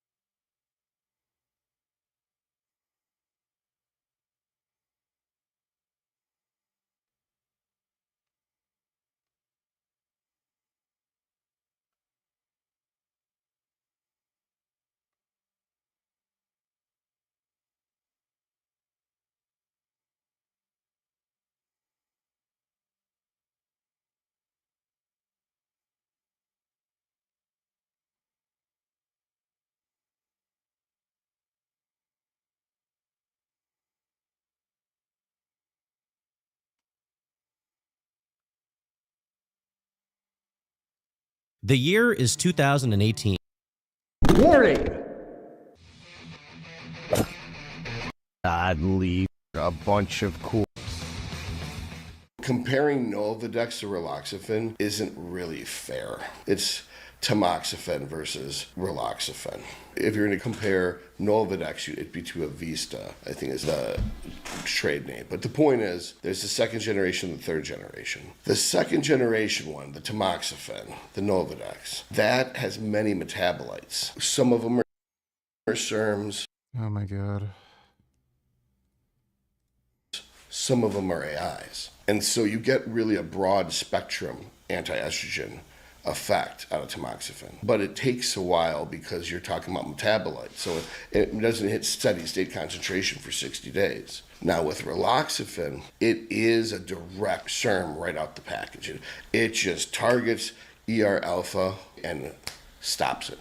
I believe it also blocks ERB though. I believe so. Because they do track whether or not it affects IGF-1. And I believe both of them nuke IGF-1 levels. You get immediate action out of the raloxifene where you get a more complete taking care of the problem with tamoxifen. Now, that's the pharmacokinetic science bullshit. The real world is this. If I take tamoxifen, 20 milligrams in the morning, 20 milligrams at night for 3 days, it fries whatever mass just started. Now, if I let it ride for a while and I'm irresponsible, that's not going to happen. But if I catch it immediately, if I do regular breast exams every week or something like that while on anything that aromatizes, like testosterone, DECA, MENT, etc., then if you constantly check your nipples, at least once a week, don't do it all every day, but do it once a week, and you find a mass, 3 days, tamoxifen usually knocks it out. Now, I can't guarantee it works like the way for everybody, but holy shit, is very effective. Now, there's a risk with tamoxifen that can cause stroke and death. So it's best not to abuse the testosterone and get the gyno in the first place. But why the fuck would you guys listen to me, right? Anyway, toodles. They were brazen and brutal crimes that police say were motivated by financial gain. A cell phone store robbery in which an employee was assaulted. An armed bank robbery in Markham leaving employees terrorized. home invasion robberies, including one where a resident was shot during a struggle, a murder in Rimouski, Quebec, and a shooting outside a busy London hospital after a police pursuit through the city. Multiple rounds were fired in a public space at the doors of an emergency room while patients, families, hospital staff, and paramedics were only meters away. Police forces sharing information through a major case management system soon began to notice similarities in the crimes. They began working together. When it comes to committing violence, these suspects certainly did not discriminate. They showed complete disregard for the value of human life. At a news conference Monday, police say they have dismantled an alleged criminal organization with a clear structure. The investigation beginning in April 2024. A core group of older offenders who selected targets, coordinated transportation, facilitated access to weapons, managed proceeds, and an outer younger layer of individuals who were there to carry out instructions and support operations. Police say 13 suspects have been arrested as part of Project Wrangler, and more than 150 charges have been laid. 2 more suspects are also wanted. Yeah, these look like degenerate retards. On Canada-wide warrants. Many of the accused just teenagers, who investigators say. And these libs in Off-Sea want to ban guns. Yep, just let the criminals do whatever they want. Thanks for the donation, Dodo. Were recruited. You're seeing very impressionable, vulnerable youth being groomed to join this group. Money is a big factor. Police say they seized 4 guns. Impressionable youth being groomed. No, they're just pieces of shit. And through making arrests and executing search warrants, they were able to figure out suspects were communicating through encrypted devices to conceal their activities. Oh, what a surprise. The gun ban didn't stop them from getting guns. Oh. Of the accused, no strangers to police. Many of these offenders that were arrested in the project were already on a form of release. This continues to be a problem where there you go. There you go. Catch and release. Yeah, just let them back out on the streets. They literally admitted to it. Where a small amount of people create the biggest amount of harm. Catherine McDonald, Global. They literally admit to it, and they won't do anything to change it. They'll arrest them and then let them right back out on the street. Our next cycle was a lot more extreme than anything I had done before. We started out at 20 milligrams of Anavar per day. This is a man cycle. You're going to turn into a man. Why? What purpose would adding in Nova right now do to her body? Is the coach thinking, oh, she probably has too much estrogen because she's a woman and she should be a man for some reason at 8 weeks out? And so what often happens is women, they're looking a little bit puffy. They have a little bit of bloating, a little bit of water, and the athlete and the coach is thinking, well, how can I shut them up? How can I make 100? Deca at 100 milligrams. Ideally, you should be taking human growth hormone, really with or without test. But yeah, if you're going to go on TRT, or just take steroids for performance enhancement, you should be taking human growth hormone along with it. Ugh, not this trans woman again. She's not trans, but thanks for the donation, Dodo. So what many coaches are going to say is, look, testosterone trend, that's dangerous. Did you not see it was kind of had that bloating kind of look? She didn't have that crisp, dry looking obliques and abdominals. Well, Deca ain't it. And yeah, it's safer than test and trend. Does that mean it's safe? It's not as safe as Anavar. You're of a moderate risk of virilization, especially when you up the doses. And so Introduced in the final weeks leading up to a show because it helps tighten up the physique. Notice he said Novadex is introduced the final few weeks to tighten up a physique. Yes. Final few weeks is not 8. If I said I cheated on my diet for just a few weeks. I don't know about women, but like, you really only need to take it for a few days to see like a maximum effect. And they say, well, how many? 2 or 3? And they said 8. Okay. It was 8 weeks, final few weeks. And so if you're a woman using Nova, it's not for 8 weeks, it's for a few weeks, 2 or 3, and at half of those doses. He did have me on diuretics. He had me on aldactone at 25 milligram tablets and diazide at the same dosage. The diuretics were not used until a couple days out from the show. So from 16 weeks to 18 weeks out from my show, I was on 10 milligrams of Anavar a day, 50 milligrams of NPP twice a week, which comes out to 100 milligrams a week. That total was 170 milligrams a week of anabolic load. That's a lot for a whammon.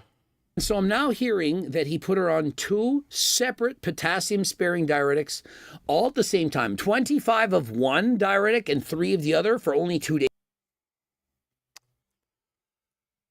I don't know why you'd take 2 different diuretics. A little retarded.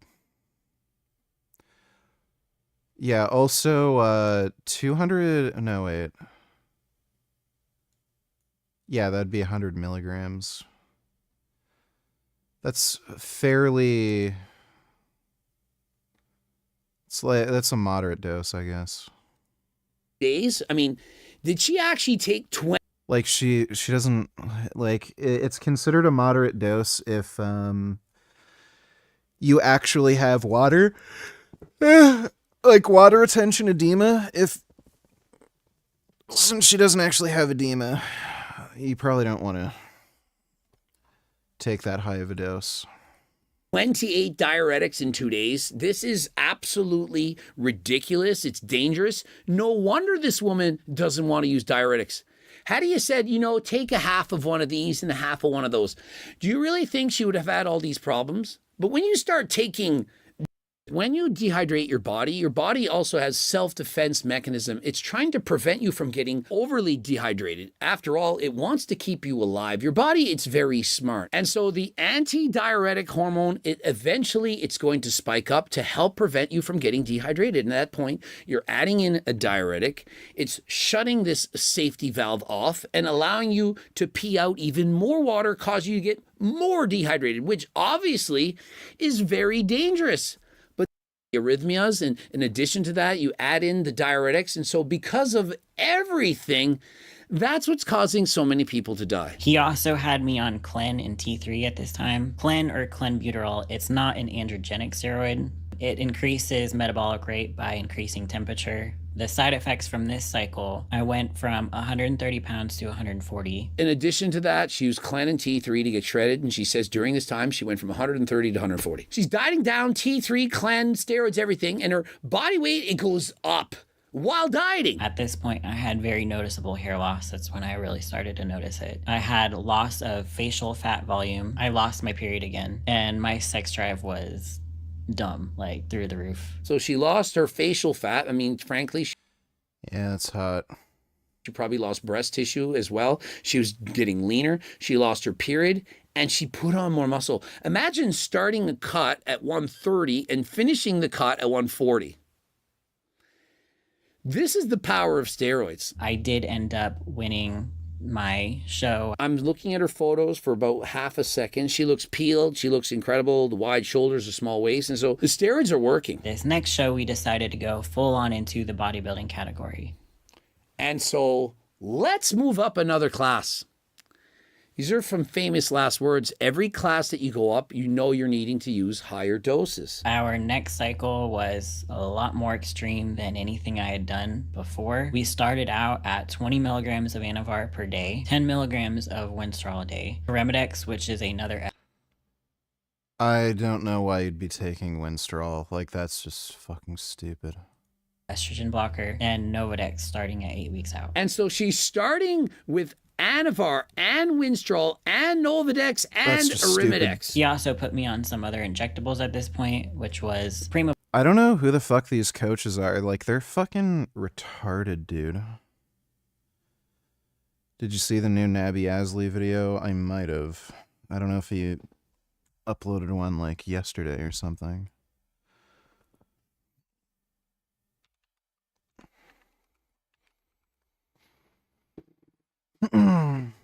Islam's War on Dogs. I've not seen that. Maybe watch that. Primobolan at 200 milligrams a week, and Mastron every third day. This is a man's cycle. This is not for a woman. If you want to remain female, this is not for you. Any of these is enough. 200 milligrams of Primo alone, yeah, it's safer and it's lower this and lower that. It's still excessively dangerous. Just 200 milligrams alone of Primo, if you're a female, you're going to turn into a man. You can't do it safely. It's too much. Primobolan is a DHT derivative. It does not aromatize, which means it does not convert to estrogen. And so notice she's taking all these things, Primo and Mastron, doesn't convert to estrogen, but at the same time, she's taking Arimidex and Nova.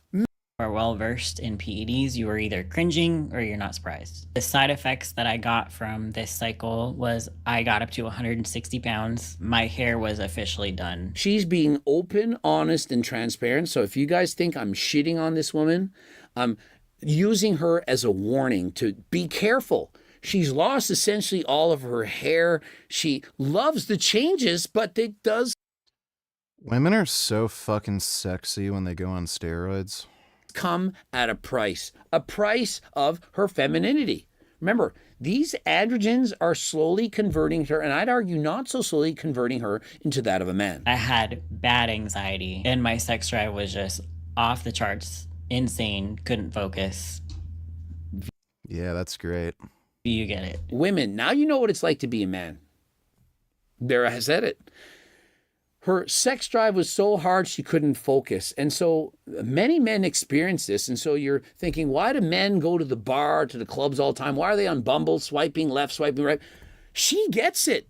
Notice how she's feeling. And this show, I missed my pro card by one placing. Into 2022 and 2023 was my prep for when I did get my pro card. We did the exact same cycle, except we added in Clen right away. And I ended up in second. So for my next show, I did the same cycle, except I added in Clen right away. Clen is a last-ditch effort. It's not something you start with. It's something you add on because eat like an asshole in the off season. If you needed to start with Clen, you needed to not start your prep, or you need to start it sooner. Clen, I would never have anyone use for longer than the final 6 weeks. And that's it. Some coaches, 2 weeks on, 2 weeks off. You need to wait longer than last time. And rather than Clen, you can do cardio. And rather than doing cardio, you could also eat less. You don't need to do 2 or 3 hours of cardio a day. If you, in fact, don't eat too many calories, it's calories in, calories out. I was deep into prep when I decided to drop this coach due to the fact that he would not budge on the diuretics. And so she then said, look, I'm dropping you as my coach because I don't want to use diuretics. Now, could there have been a happy medium? Instead of 28 pills, why don't we do half of a tablet? But whatever. She then wins her pro card. She goes on slightly lower doses, and you get the point. You've seen the cycles, you've seen the doses, you've seen that she wants to win at all costs. So here is my last full cycle. And at this point, full-blown cystitis, bladder pain, inflammation, it's hurting all the time, it's a nightmare, and she needs to take some time off. She's since bodybuilding, and there's She's cute. What is your definition of high reps? 15 reps? 20 reps? 30, 40, 50 rep sets? What do the studies say about training legs in higher reps? Yeah, GVS did a thing with them. All right. Have you ever tried getting into a cab with a Muslim driver in Dearborn, Michigan with your dog? Yep.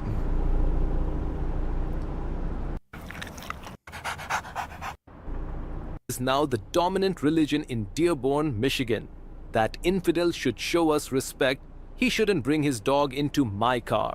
According to Prophet Muhammad, anything that comes into contact with a dog's saliva is impure, najis, and must be washed 7 times, the first of which should be with soil.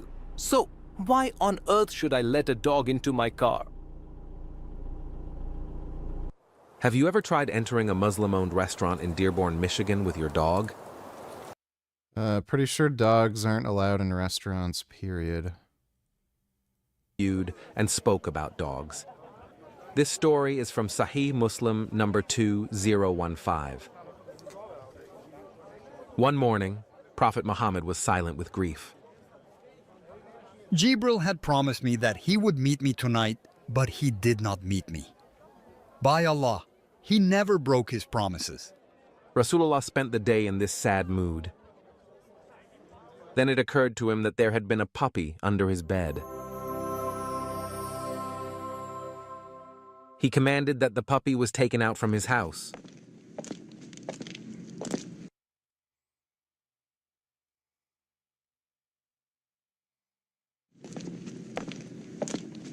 After that, he took some water in his hand and sprinkled it at that place.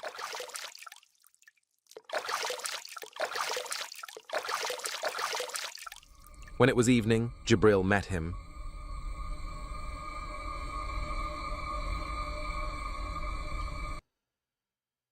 If an angel would refuse to talk to me, if there was like a dog near me, I would say, well, I guess that angel can go fuck himself. So, yeah, Prophet Muhammad's a bitch, dude. You promised me that you would meet me the previous night. Yes, but we do not enter a house in which there is a dog or a picture.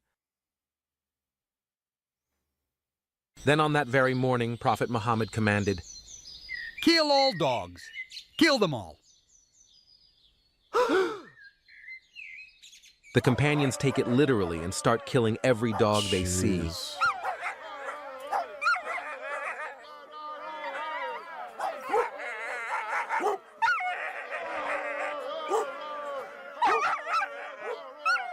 Their concerns.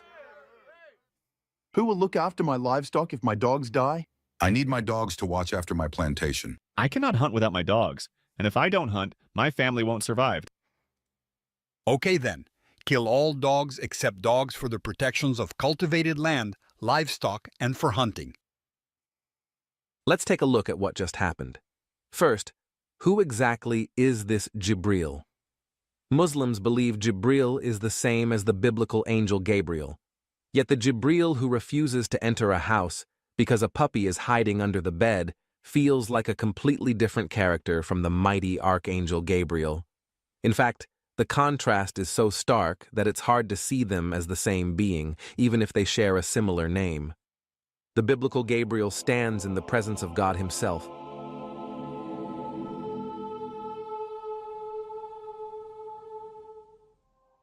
He casually walks into a room to meet Zechariah in the temple to announce the birth of John the Baptist, with no purity checklist required, no need to scan the house for dogs, pictures, or ritual impurity first.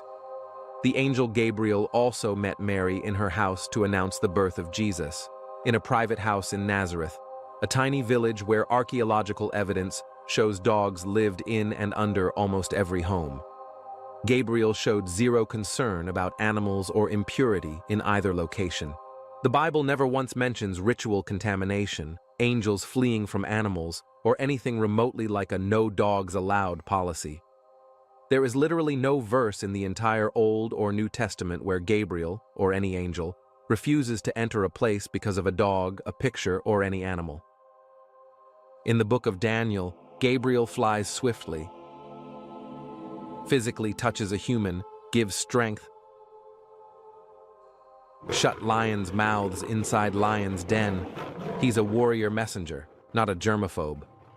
The Islamic Jibril in the puppy incident refuses to cross the threshold of a house because a stray puppy is napping under a bed.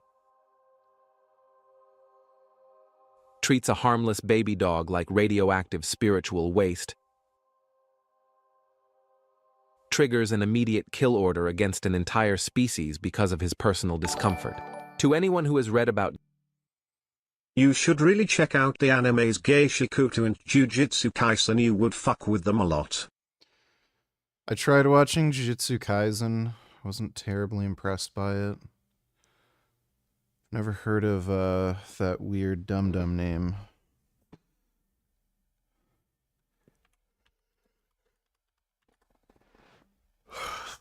The fuck is this?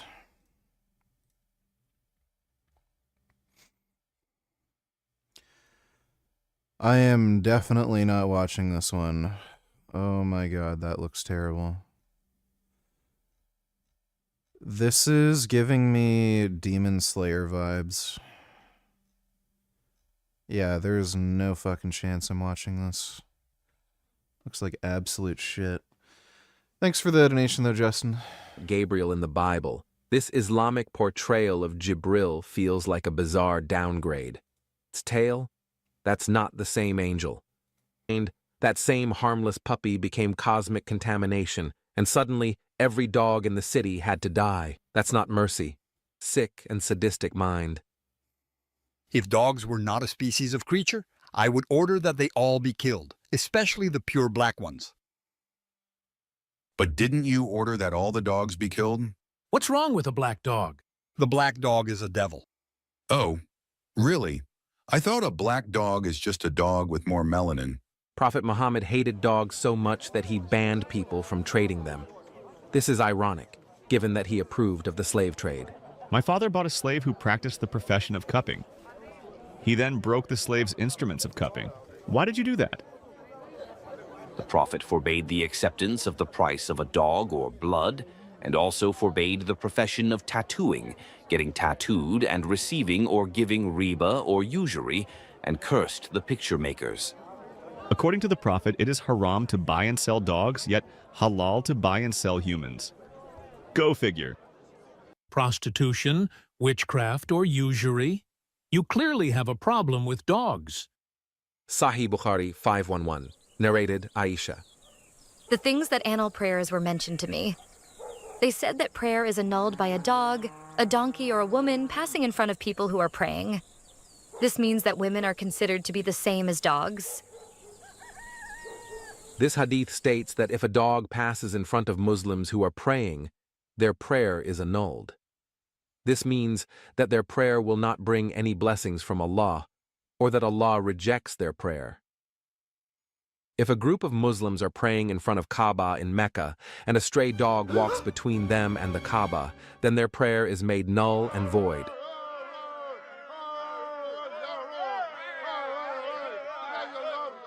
A loving and peaceful religion, altering whatever he feels necessary in order to do so. Times. Sheikh Uthman wanted to have a reason. Sheikh Uthman accurately quotes Bukhari, 5, enough reward of good deeds in the afterlife, they would end up in hellfire.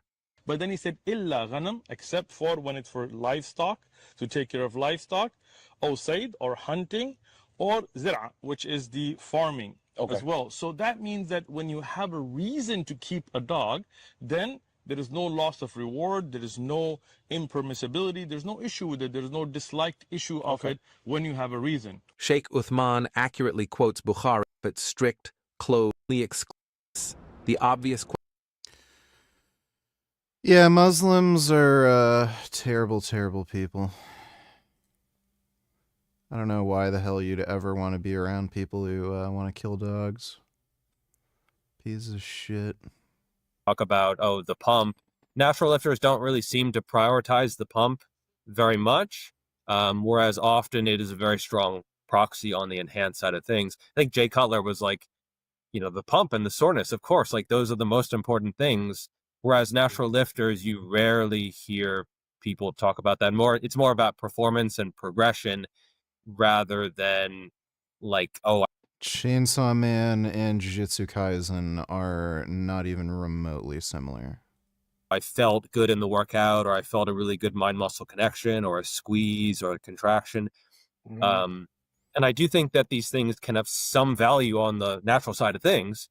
If someone says, mind-muscle connection doesn't matter at all for a natural lifter, it probably does, right? Like if you can't feel your lats working at all when you're doing a movement, it's probably somewhere else. So it's in your rear delts, or it's in your traps, or it's in your spinal erectors or somewhere. And so, technique matters on both sides. I think volume matters on both sides. I do think that proximity to failure is absolutely essential for a natural lifter. You have to be close to failure. You have to be training really hard. You have to be getting those slowing, grindy reps. And those matter on the geared side as well, for sure. But I have seen a number of enhanced lifters where the reps don't ever seem to slow. It's just like sort of squeezy mind-muscle connection, pumping, fluff and pump style training, and they get really big from it. Yeah, and that's where I want to go. Just because something's part of the same genre, that doesn't mean they're similar. You fucking idiot. Like, oh my god, that's one of the stupidest things you could possibly fucking say. I want to get to that failure, RIR, I want to dig into that real quick. Dr. Marv, do you So have... I want to jump in. Yeah, I want to jump in. So, like, yeah, I agree. The enhanced or the geared, whatever word you want to use, they really focus on the pump. Well, you're going to get a pump if you choose to go down that route because your blood's going to be thicker. So that's going to happen automatically. I will say, though, people, I think you were kind of alluding to this, Jeff, and I agree. A lot of people will use the drugs to hide terrible training, and they chase a pump, and they're using that as their mechanism of growth versus proper mechanical tension and volume and everything. So I think a lot of people get in bad habits because, like you said, I could work out like a California pro, right? And just do 30 pump stuff and everything's 4 sets of 8 to 12. There's no grinders and I'm going to get huge because the drugs are doing their thing. When you want to take this as far as you can and you choose to go down that route, well, like we talked about, ideally, you know how to train. You have a mind to muscle connection. You're following progression and there's a multitude of ways to do so. But I think a lot of people chase the pump when they're enhanced and that is to their detriment because it's like they forgot, like, how do you build muscle? Mechanical tension. How do you build muscle? Mechanical tension. And how do you build muscle? Mechanical tension, right? So I think that's kind of what you're getting to. And yeah, I would agree. Are the biggest offenders of that in my mind. So yeah, but the training principles should apply. And if you don't have the training principles, you better use a bunch of gear if you want to get big because. Sir, what say you? Oh, there's definitely more similarities than differences. And I think often the problems that geared lifters run into are things that most naturals probably won't. And I also say that a lot of gear usage kind of expands the range of what will work, especially. Right. But at the same time, I train a lot of natural competitors. I have a lot of respect for anybody who can stay natural. Because I look at you, Jeff, and I'll be like, bro, like, I know the dark side has whispered to you, come over, just come over here. And I mean, I think you'd be crazy to be like, I thought, like, what would it be like? And I'm not pinning you down. I'm not asking. I'm saying it's a natural thing to question because, you know, it's like, and then for whatever your reasons are, and I might ask you about that later, that you decided to stay that route and stay on the path that you are. And I think that's great. But here's another argument. The natural competitor, though, too, over time and age, actually loses hormone levels. Where at least if you're geared, you got control of it. You can increase it. I mean, I'm fighting my age. I'm not going to lie about it. You know, I want to stay or feel, not stay. I want to feel younger, and with hormone levels, clearly that can offset it a little bit. So you can't do that when you're natural. You have to deal with then that precision. Then it becomes nutrition. Then it becomes making sure I'm not overtrained, which recovery I want to get into as well. All those things matter so much because it's a little bit harder to overtrain when you're geared. You can still do it. You can definitely overtrain. I have an issue with the part of the industry that says you can't overtrain with gear. It's like, my God, I've driven myself into the ground before. It is harder to do, but we can get to that in a minute. I want to ask you about the RIR-RPE. We're talking about training to failure. Do you see any value in the RIR-RPE method? And if so, what does it look like? On some movements, yeah. Like if you're doing a barbell back squat or something, I do think it is telling that it originated from powerlifting because it makes a lot more sense on there where you don't necessarily want to have a really slow, grindy rep. You want to keep the bar speed good. You want to keep your technique on point. You maybe want to get in more touches on the bar so you can have more practice, but not necessarily like wear yourself out, particularly when you're super strong. You don't necessarily want to be grinding out squats and heavy deadlifts and stuff like that. But for bodybuilding, I might occasionally keep a rep in reserve on some movements, but not that often. And it is very exercise dependent, right? So yeah, maybe a squat, occasionally like a deadlift or something. But for me, if an exercise forces me to keep a lot of reps in reserve because it's like inherently risky or failure would be really bad, like a barbell bench press, you don't really. Yeah, Versified, are you like retarded? Again, just because something's part of the same genre, that doesn't mean they're remotely similar.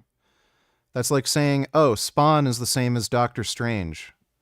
What's the difference between Spawn comics and Doctor Strange comics? They both use magic to defeat evil. Like you're fucking retarded. Chainsaw Man isn't remotely similar to fucking Jujutsu Kaisen. You're an idiot if you think that. Really want to fail that, right? Especially if you're usually trying alone. Nighty night. But if an exercise, you say, oh, I can't go within 3 reps of failure on this one, probably not a good exercise for hypertrophy, right? Like, why are you doing that if you're going with hypertrophy? Right. So it's probably just a bad selection for that. So I typically like to go pretty close to failure. What is it? I haven't puked in a bucket. Yeah, correct. It's the one thing that I think I just wish I did once so I could say I did, but I have literally been to the point of wanting to pass out, but I have never thrown up, so I don't have that badge. But the point is I know where that is. When that last rep is crawling, and I'm keeping the mechanics no matter what. Bother me more because it was more about, oh, they're calling me a liar. Right. It's this weird thing because they're calling you a liar, which is no fun. Like I take my integrity and my honesty very seriously. It's literally my middle name, right? Verity, Veritas. Yeah. So that used to piss me off quite a bit. But I realized that they don't actually know you. They're just seeing a picture of you or a video of you, and then their standards are not as high as some other people, and so they think, oh, wait, he's claiming natural? Look at him. Oh, there's no way. And to be fair, I often do post videos and photos under good lighting, with the pump, with We good all do, angles, yeah. maybe emphasizing the sweep of the triceps or something. You can't see it in a hoodie, but The same guys giving you shit are doing the same thing, though. Take 40 pictures, grab the best one, Hey, you do blood flow restriction, and then you wait 10 minutes, then you take your YouTube thumbnail. That's why you like that so much. Yes. Why do you think I did in my early 20s? Like, come on now, that's next level. Come on, use your brain. I didn't like that BFR thing, but now I'm like, I gotta try that. Yep. That's the utility of it. Yeah. So there's like the whole, oh, you're a liar thing, which is no fun. But then it's also a compliment, right? Mhm. They're saying, oh, Yep. you look so good, so impressive, that they don't think you're natural, but you Yep. are. Oh, wow, like that actually is a compliment, right? But there's also the third thing is like, I kind of feel bad for them because their standards are low. And I guess I get that because especially if someone has been lifting a few years. I don't know if we're going to bother watching that tonight.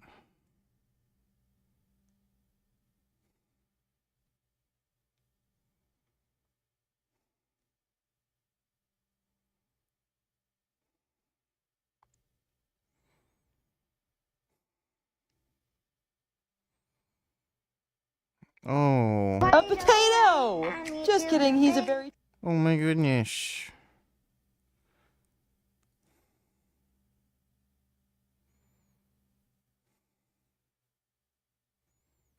Sheep are really nice.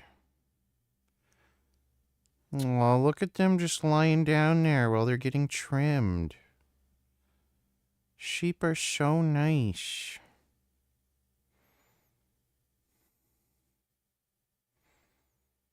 Oh my goodness, you can just roll them over. So pretty.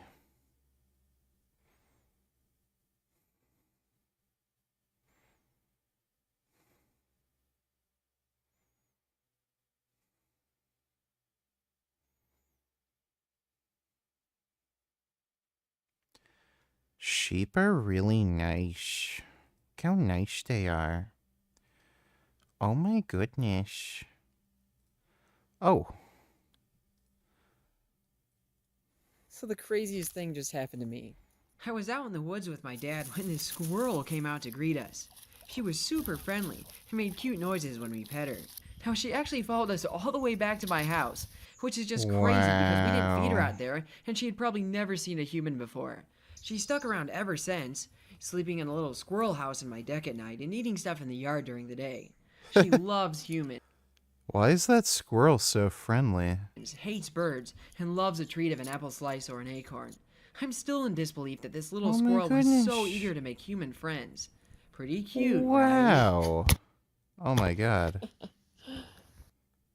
Dude, I want to be friends with a squirrel. What the fuck? Why is he getting so lucky?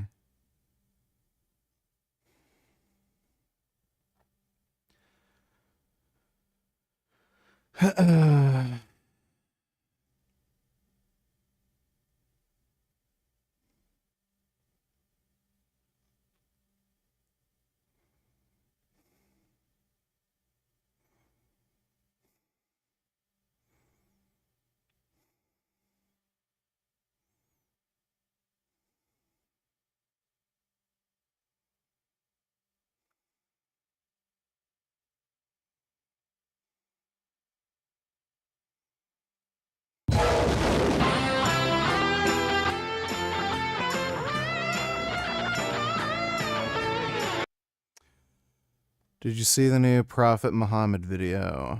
I don't know what you mean by that. Ice JJ Fish, Tony Tillers, remember this terrible music video? Don't watch it, but now he's lecturing you in his latest vid. Yeah, I remember that.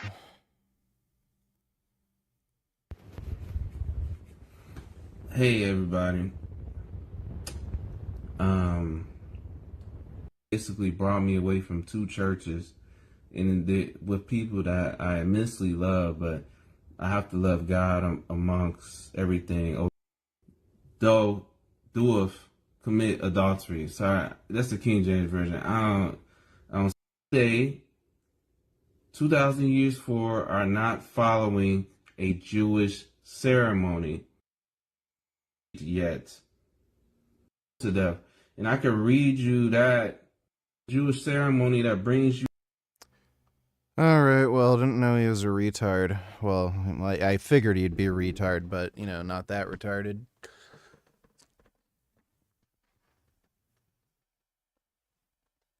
Uh, uh, uh. Oh boy, that was intense. Thanks for the donation, Ice JJ Fish.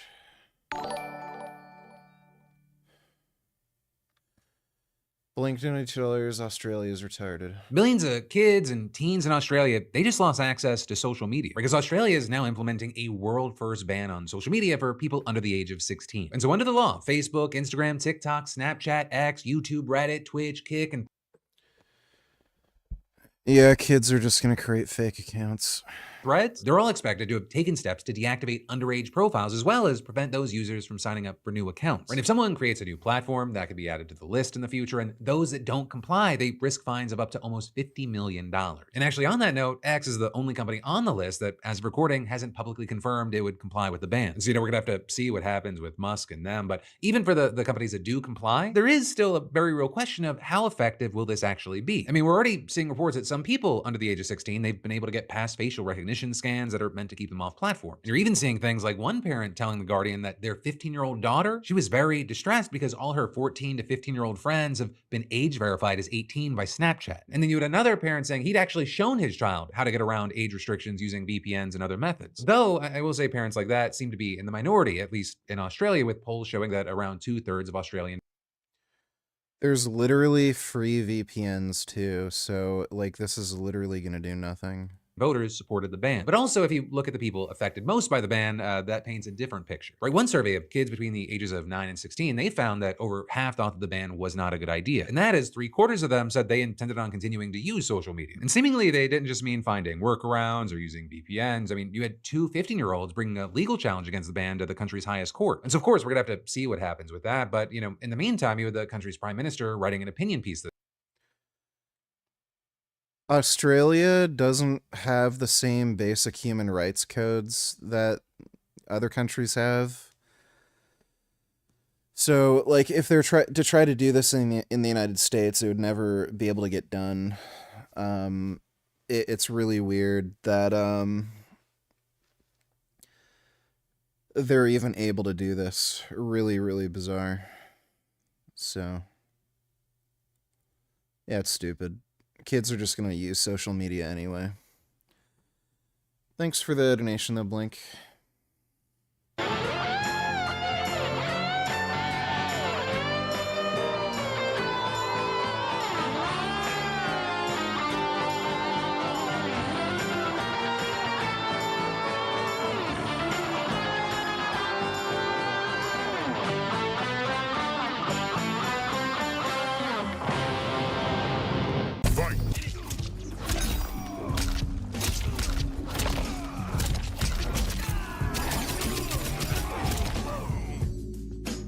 The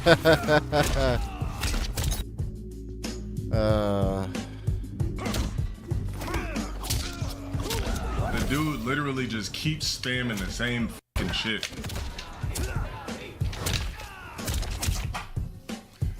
Oh my god, man, this sorry ass nigga.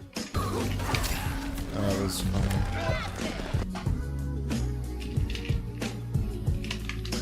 He'll grab me, put me in a corner, spam the 3-string.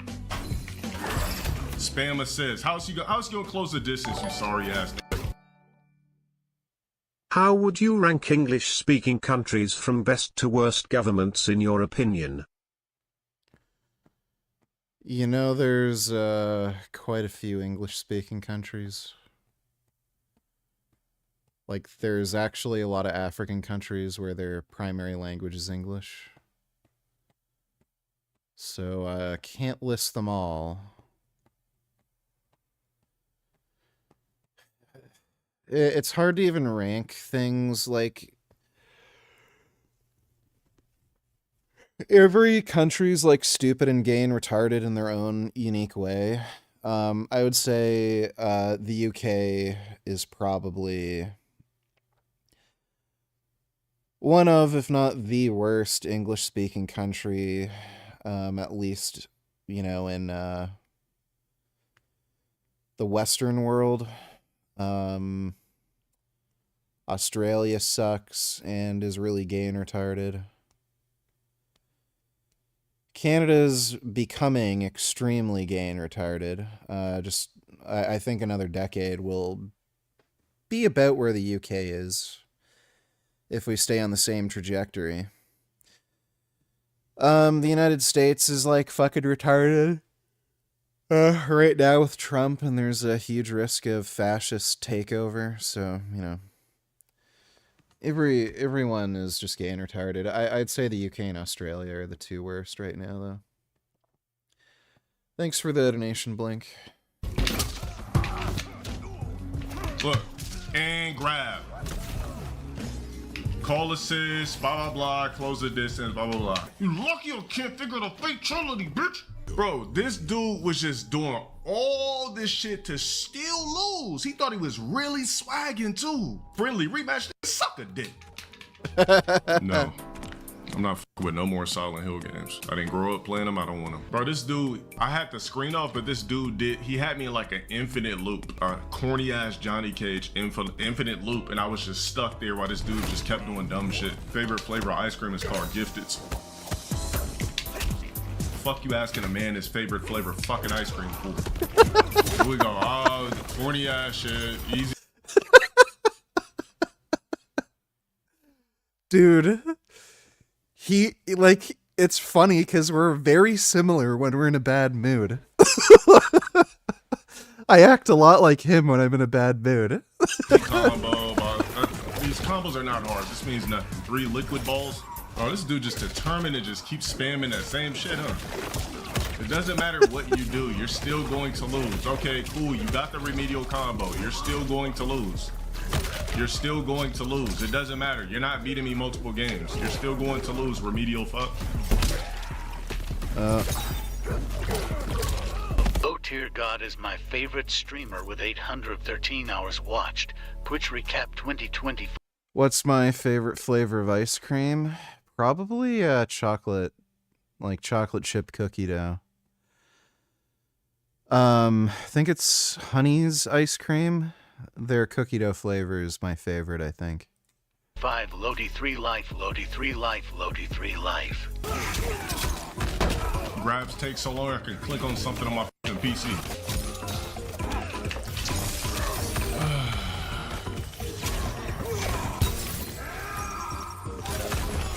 Oh my god, man.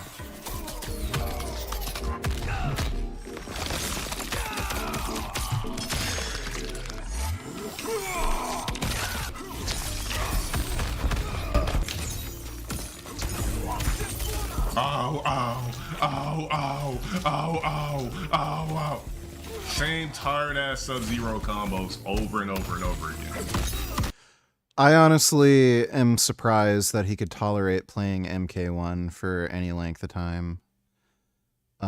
It sucks, dude. Like that's really one of the worst fighting games I've ever played. Like the story, like if you're just playing against the AI or story mode or some shit, like it's okay, but yeah, online, it's just fucking AIDS. Pretty much every character, you just use the same string over and over and over again. Like the whole strategy is just to use the most powerful string over and over and over again. And there's like this weird meta with optimizing character selection with the tag team assist. It's fucking stupid and boring. Like, it is so boring. There's like no creativity behind it. There's just like one very simple basic strategy, and you just spam the most powerful moves and like combos as much as you can. This is why this game died so fucking easily.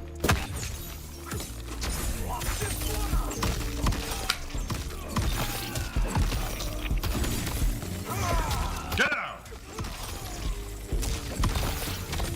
Look how fucking stupid this shit is. Look at this sorry ass player, man. Yeah, it's stupid. Just trying to find the same combo route over and fucking over again. Come on, blow. Yeah, like the problem that low tier God has is like, yeah, that's just the game.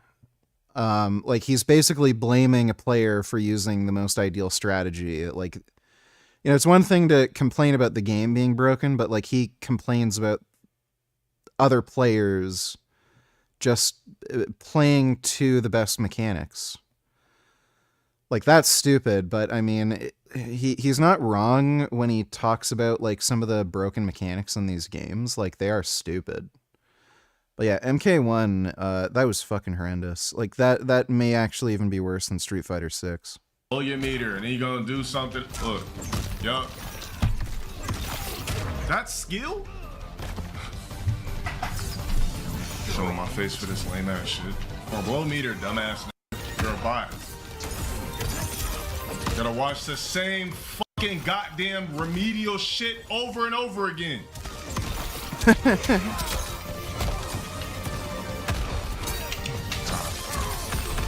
Oh shit, I gotta piss. Oh, my little baby. Look, everybody. Look at my noodle. I have a little kitty noodle here. Oh. I love my little kitty noodle. He's been cuddling with me so much. We've been doing a lot of cuddling. Isn't that right, Gum Gum? Yeah, we love to cuddle. That's my cuddle cat. You're my cuddle cat. Alright, I gotta just take a piss. Yeah, I gotta get up, Gum Gum, I'm sorry. I gotta pee.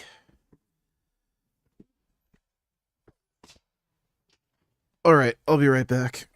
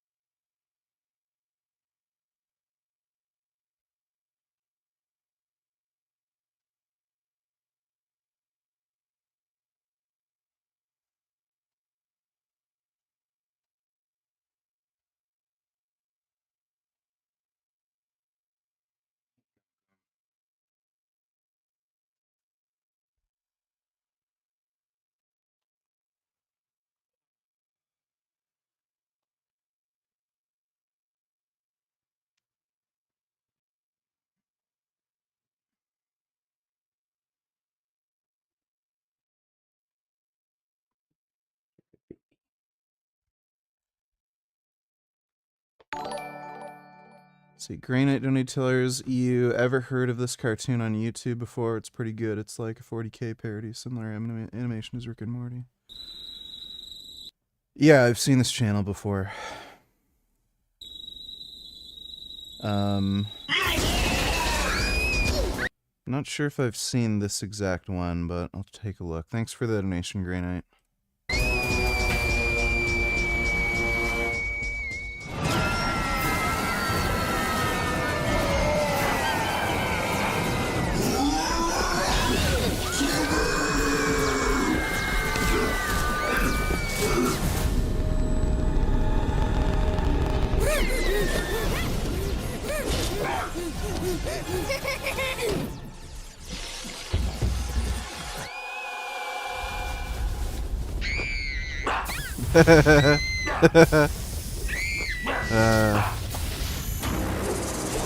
That's funny.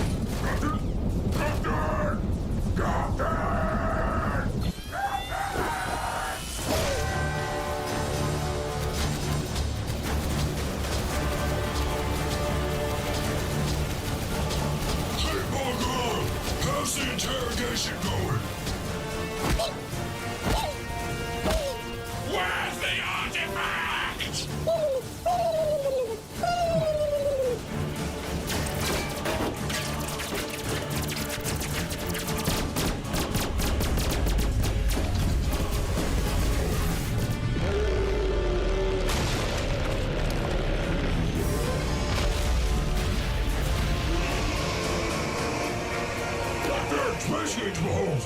Cutler, I don't have long. I can't bear an important message. Turn back on your radio.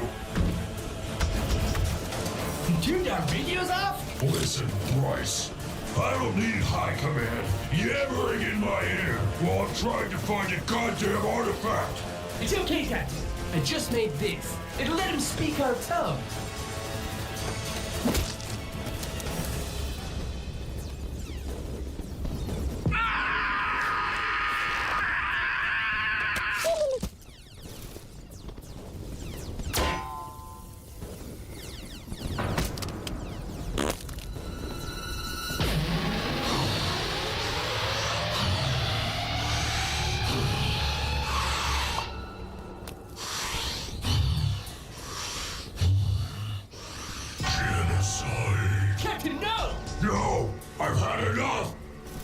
Genocide bomb the whole planet!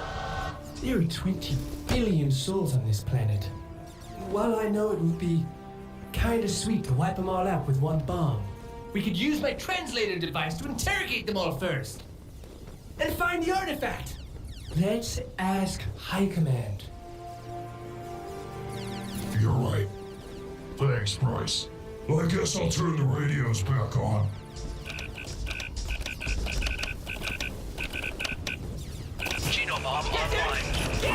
Oh, good, you turned your radio back on. You're on the wrong planet. Yeah, actually, technically you're supposed to be on a moon.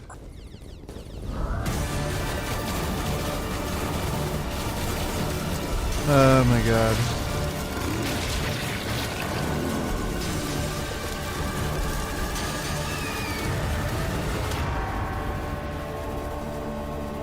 That's funny.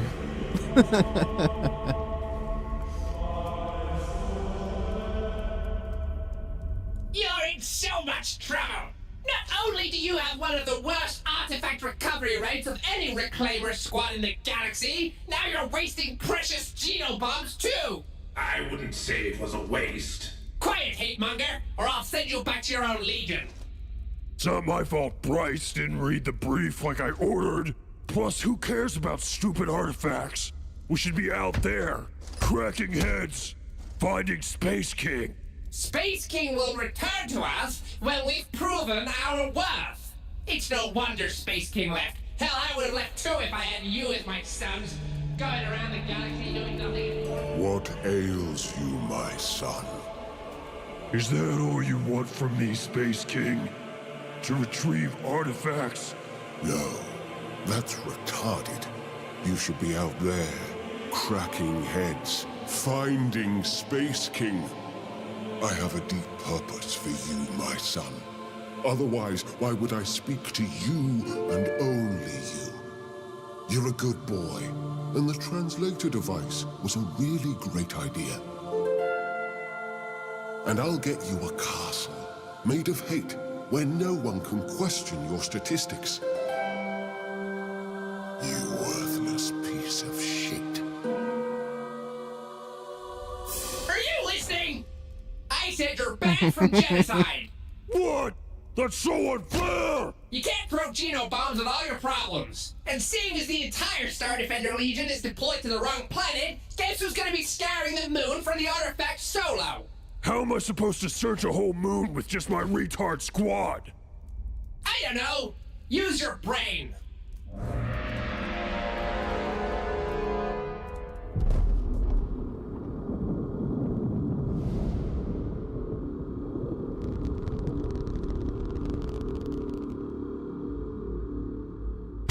God, this sucks. Oh, there it is. Ow! Why is the artifact glowing like that? Brother, that's no mere artifact. That idol is the divinity of Space King. It's said to contain a piece of his soul. Maybe that could lead us to him. It could lead us to Space King? What are we waiting for? Brother, wait! It reeks of an alien in here. It's okay. We'll just kill him.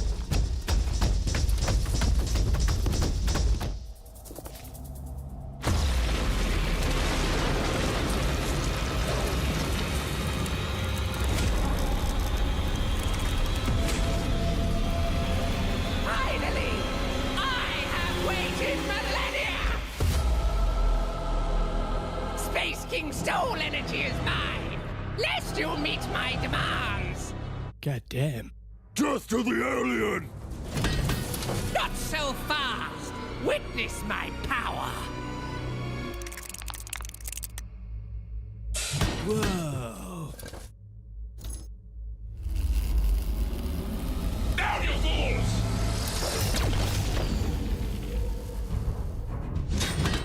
How come you didn't get transfixed by her boobs, hate monger?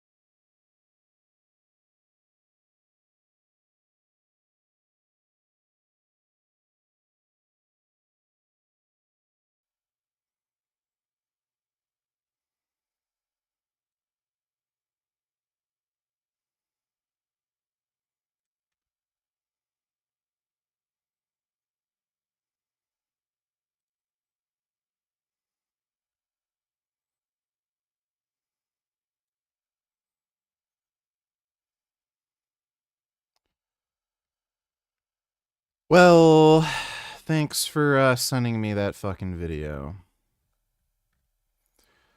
You fucking jackass.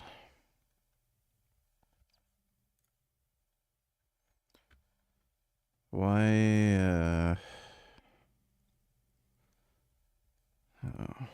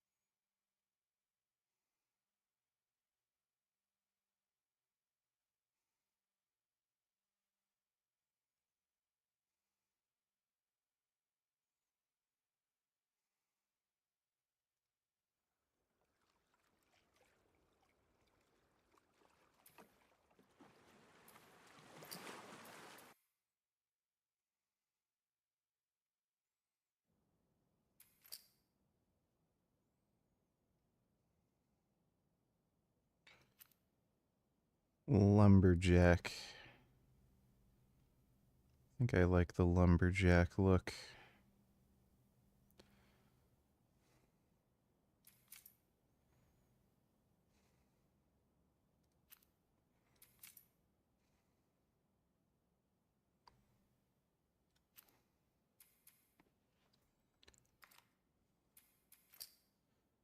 Abby looks really fucking sexy with the trashy outfit.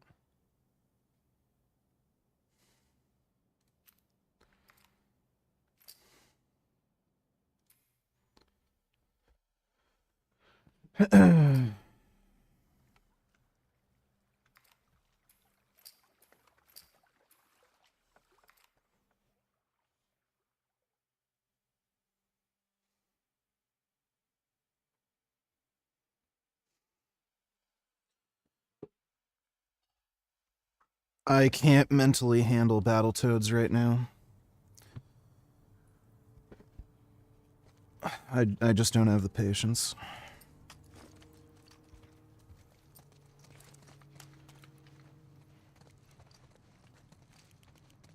Hey, Abs.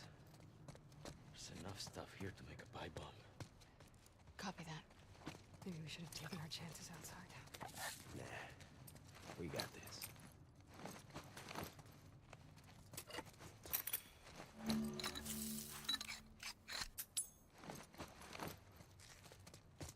Yeah, I need meth. Wish I knew some degenerates who could sell me meth.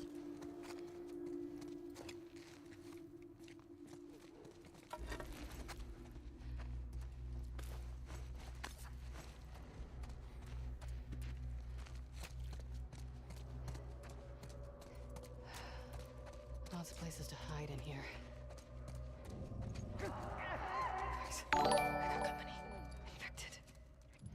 My bad. I didn't think you were gonna watch the whole episode on stream. I couldn't find copyright protected in the description, but I thought you were only just going to skip around. Sorry. I hope you at least enjoyed the show to watch off stream. Well, yeah, it's funny. I'll probably watch it off stream.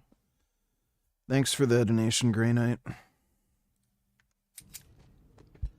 Vince Gooderum did not beat Battletoads when he was a kid.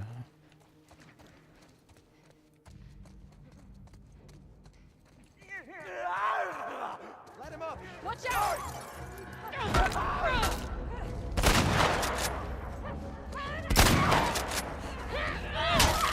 To your right! Ah, shit. Ooh. There we go.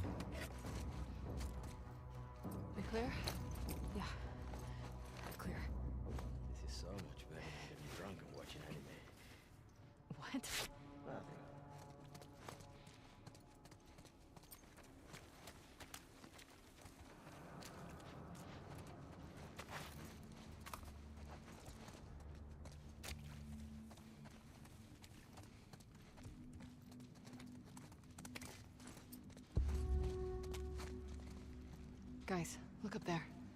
See the light coming through? Could be a way out. I'll climb up there and check it out.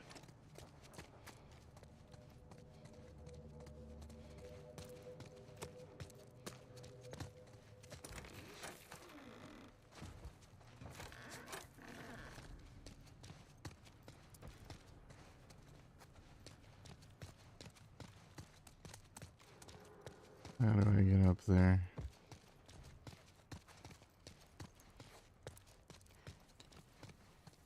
Yeah, how the fuck? Oh.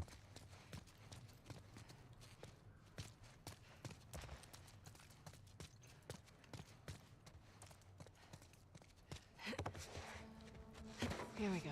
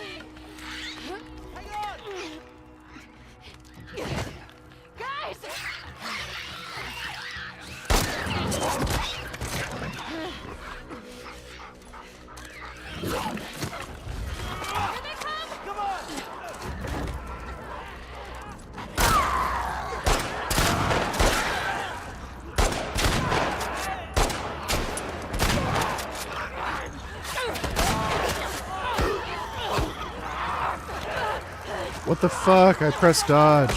Great. Yeah. There we go. Let's do it all over again.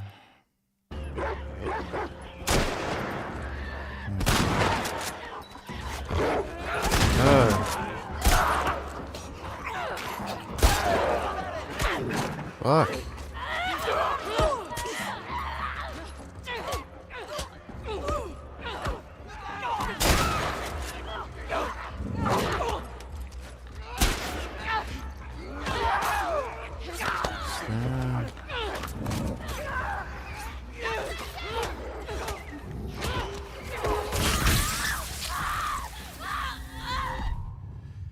Yeah, that makes sense.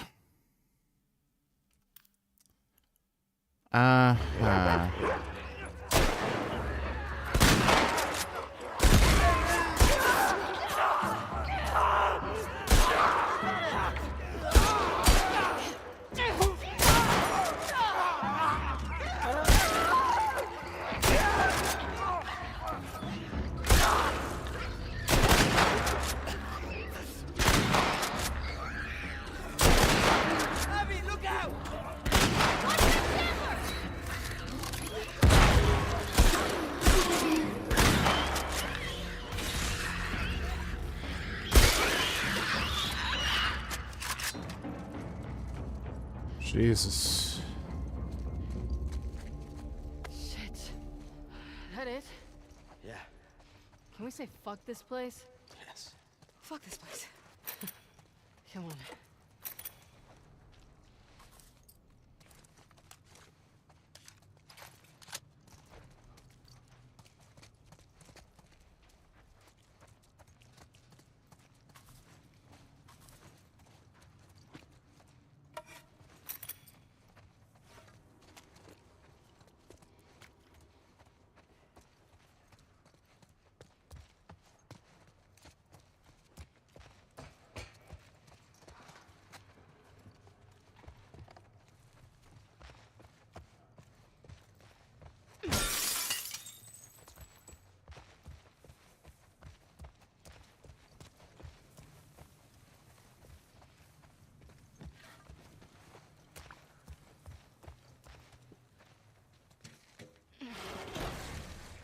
Manny. You got it.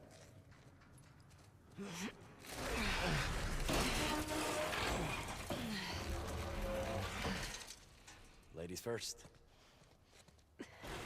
Another month and I wouldn't fit through here. Go ahead, Abs. He said ladies first. I like you, Abs.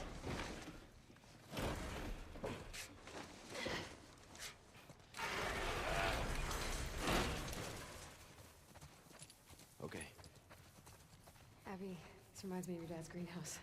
Shouldn't. All these plants are alive. Good point. You know what? This is good. You two need a bonding moment. Shut up, Manny. Working already.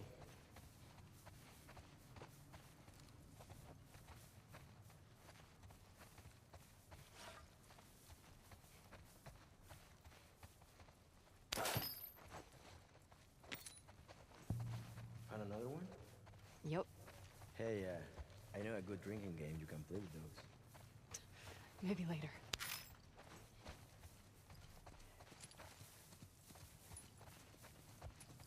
I need crystal meth.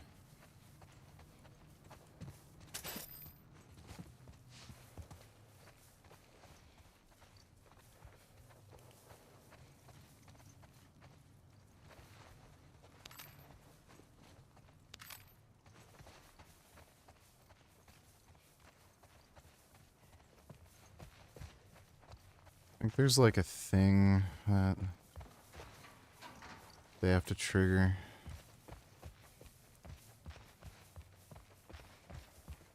You fucktards, hurry up. Holy shit.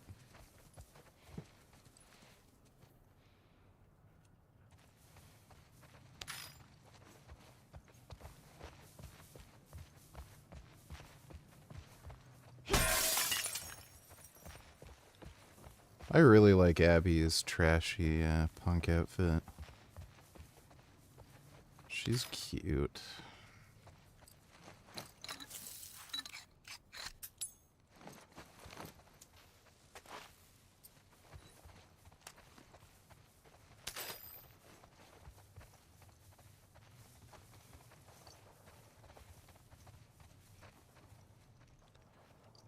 Well, what the fuck are we doing? Holy shit. I think they have to trigger the, thing to get out of here. Or maybe not. Oh, there we go. I'm just stupid. Fob's dead ahead. No scars in sight. Well, they're out there. Yeah. Let's keep moving.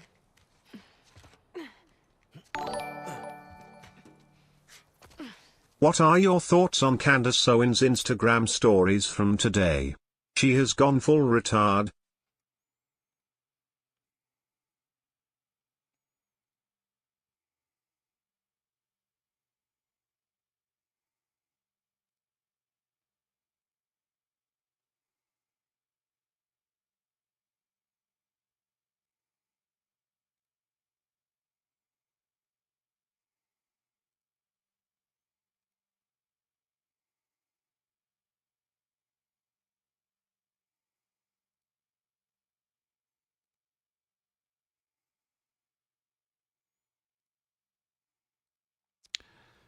Are there literally people who are tard baiting her and she's falling for it? So the story I'm about to tell you guys today is so unbelievable that you know it has to be the truth. It's so detailed. We fact checked everything that we could, and it has to be a God thing. It's the only way that this could have landed in my lap from the person that it came from. I don't even know what to say about this. You're just going to be amazed, and your jaw is going to be on the floor like mine was when I learned this. And this kind of gets into that mysterious last trip, and that his name was Captain Neff. I'm going.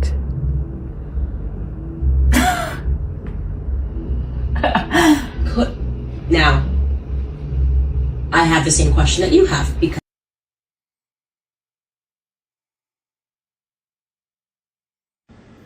also, if I could just ask the people in the military if I misspoke and I said O3 as opposed to E3. So they're literally random people who are tard baiting her, and okay, yeah, she's stupid as fuck. Remember when we could pass through this area without... Thanks for the donation though, Blink. She's definitely gone full retard. Getting nostalgic about the truce? Easier days, huh? Too easy. We let our guard down, and they strung up an entire squad. That was in retaliation to us shooting those kids. Okay, but those kids attacked our guys. What would you do? don't know, not riddle them with bullets? I'd rather save our people. Manny, they're kids. It's not their fault. Not our fault either. Those deaths are on them. Okay. We need to be on the other side of this fence. Cut through one of the buildings? Because that worked out so well last time. Do you have another idea, Manny? Nope. Just venting.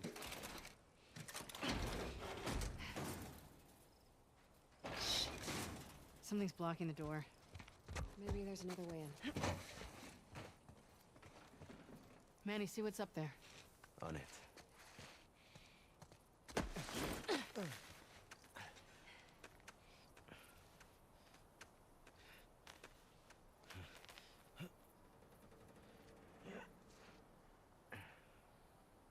The cable's caught on something.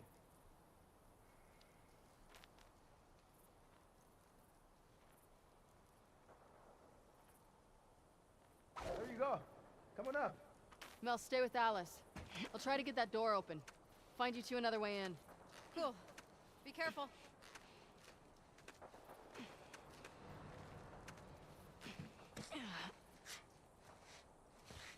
Well? Still no sign of scars. Maybe they gave up? Oh. Long way down. Yeah, it is. There we go. Okay, Mel. We're in. I'm at the door.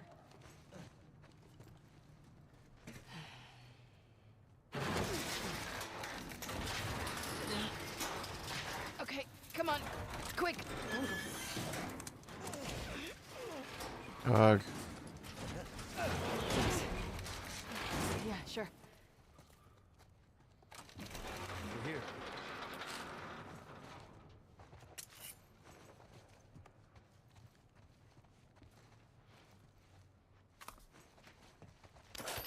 Whoa.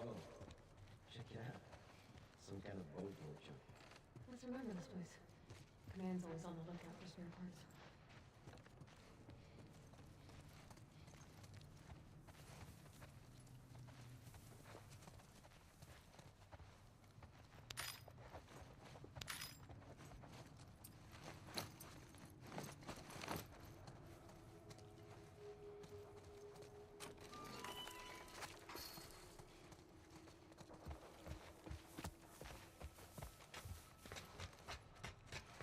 Yeah, I'm playing chronological mode.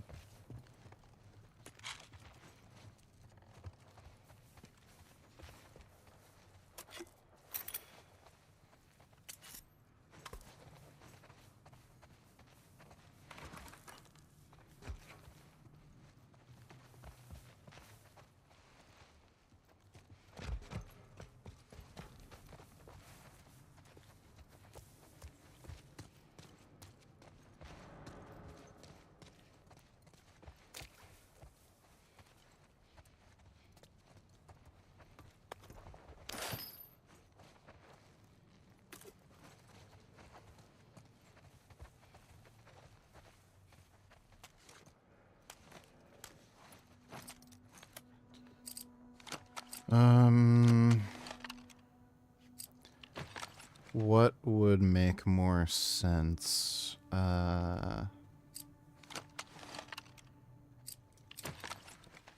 Probably capacity on this first.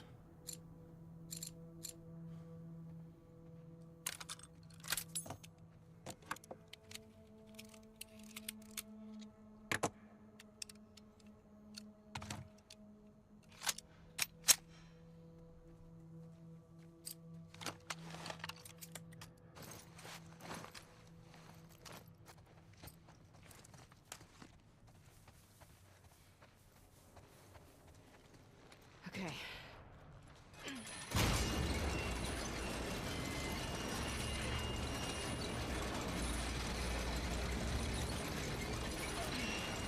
I'll hold it here. Go. I'll brace it with us. Ah! Sorry. You two okay? Yeah. Crank broke. What now? Abby, look. A hatch. Manny, just hang tight. We're gonna find a way up to the roof. Okay. Glad you hitched a ride with us. Right. Remind me to thank Manny for that one. I am glad I'm here with you guys. I hate to hear you got in trouble and I couldn't help. Hey, why have you been avoiding me? I wasn't avoiding you. Come on, you've barely said anything to me since Jackson. I don't know. I guess I was shook by Jackson, too. You don't think Joel deserved what he got? I think he deserved worse. I just wish I didn't take part in it. I get it. What kind of a person could do that, right? I'm not saying that. Let's see if there's a way to the hatch. All right. Hey, Abby, boost me up there. I've got an idea. I like ideas.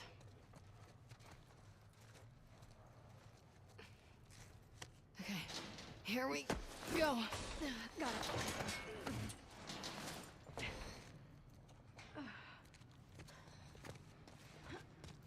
So what's your idea? One sec. What are you doing? Getting us out of here. Okay, just go slow. One advantage of being pregnant. Low center of gravity. I'll take your word for it.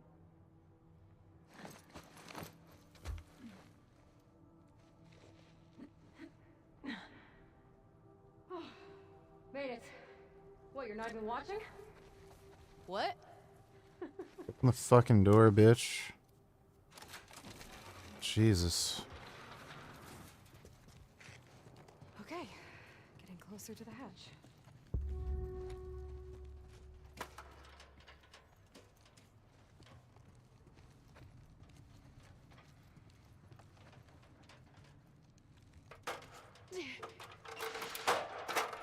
Hey, smart.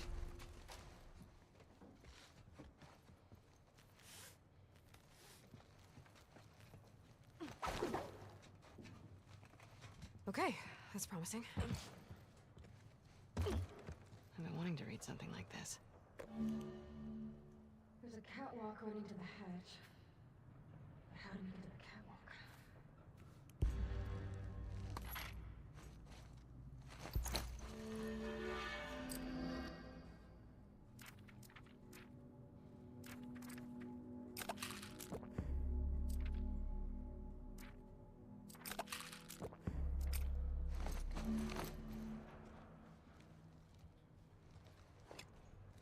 Dude, that's insane. What? That doesn't even make any fucking sense. So, this game doesn't even allow you to carry 2 full magazines? Why?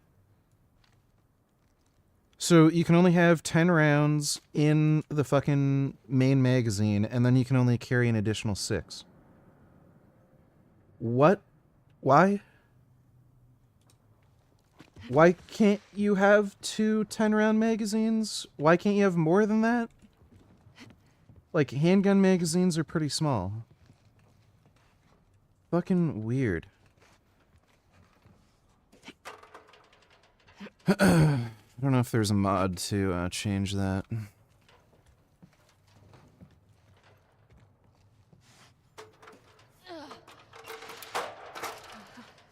Nice. Good thinking. Yeah, we'll see.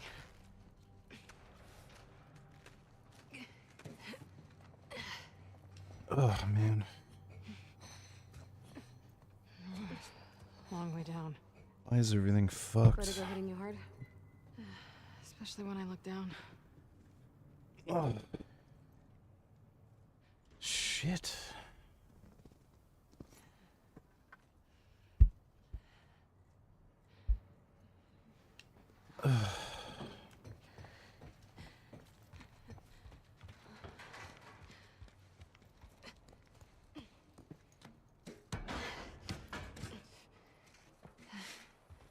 There they are.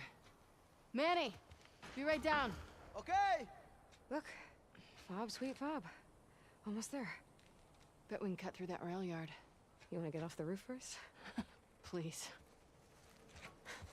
It's kind of hard to imagine you being afraid of anything. I'm not as fearless as you think. Please. Like, I could never do the surgery stuff you do. Be too freaked out about fucking it up.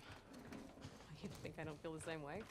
Well, for what it's worth, my dad always said you were his best student. He did? Well, he always said he was an idiot. Come on.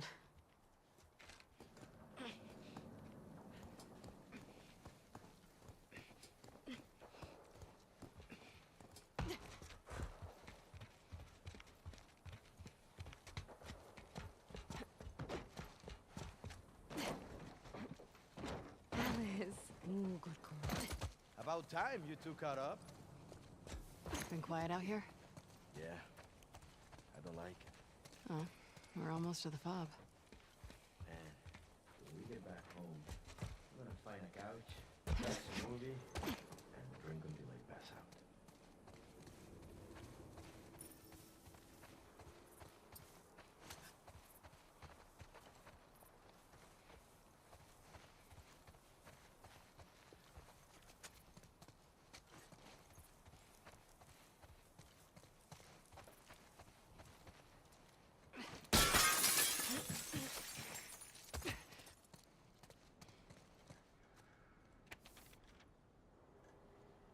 Okay, interesting.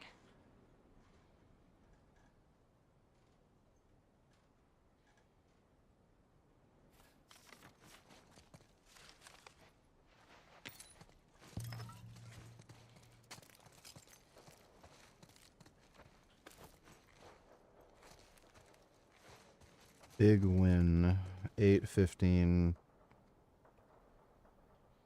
2012.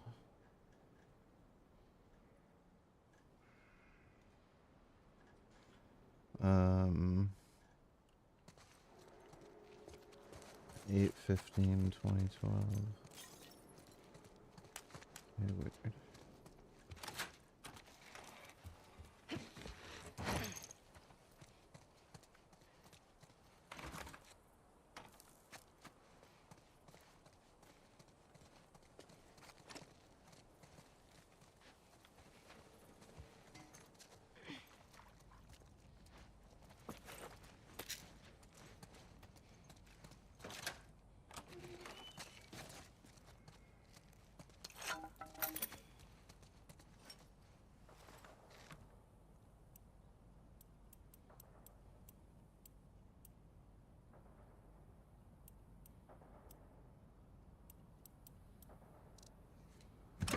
Oh my god.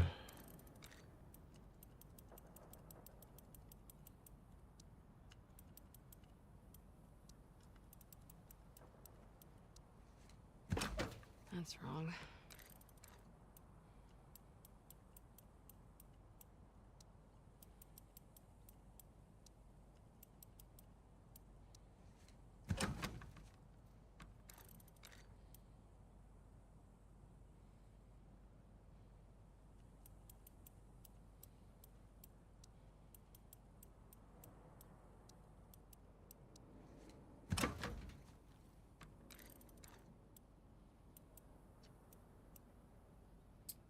Damn it. Fine. Fine.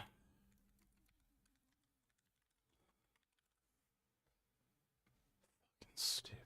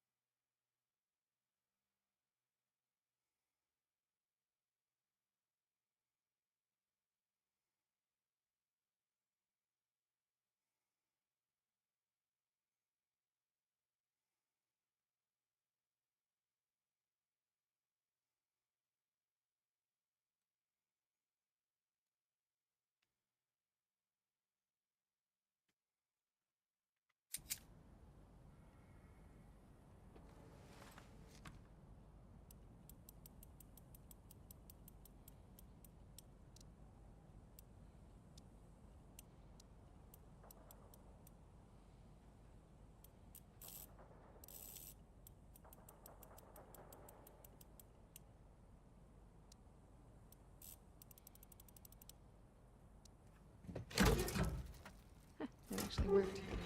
I don't know how the hell you're supposed to figure that out. That made no sense. Here we go. I like all of this.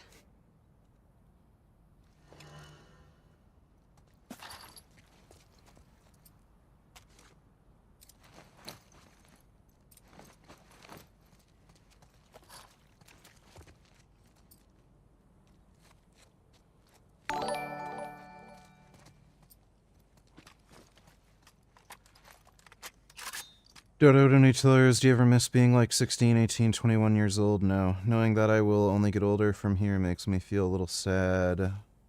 You ever felt this way? No. No, not at all. I like being older. Guys, down this way. Thanks for the donation, Dodo. Okay, we'll follow the tracks. That'll get us back on the main road to the fob. I don't like this. I know. Keep your eyes open.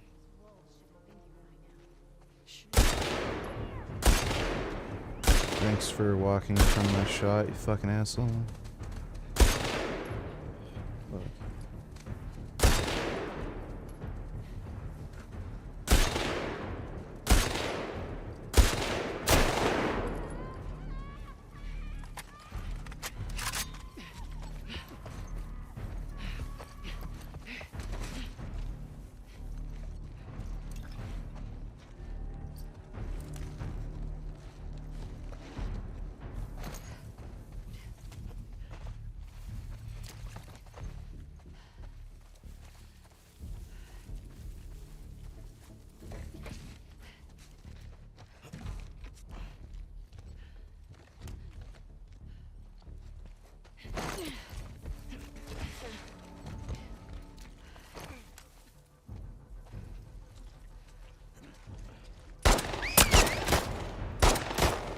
Got him!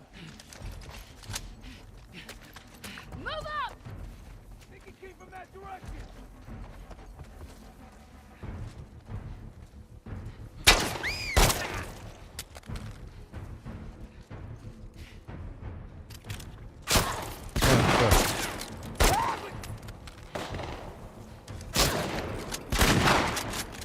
Oh. What in the fuck? Oh my god.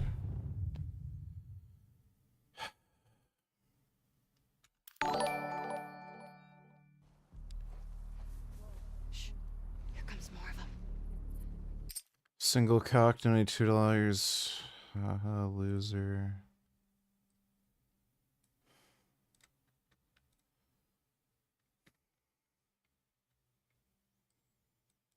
I'm back stateside. I am on my way to dinner, but I was curious to see if this lovely gentleman who had invited me to London and then rescinded the trip and his position in my life was still following me or had access to my social media. And I went to look up his name and apparently he's blocked me.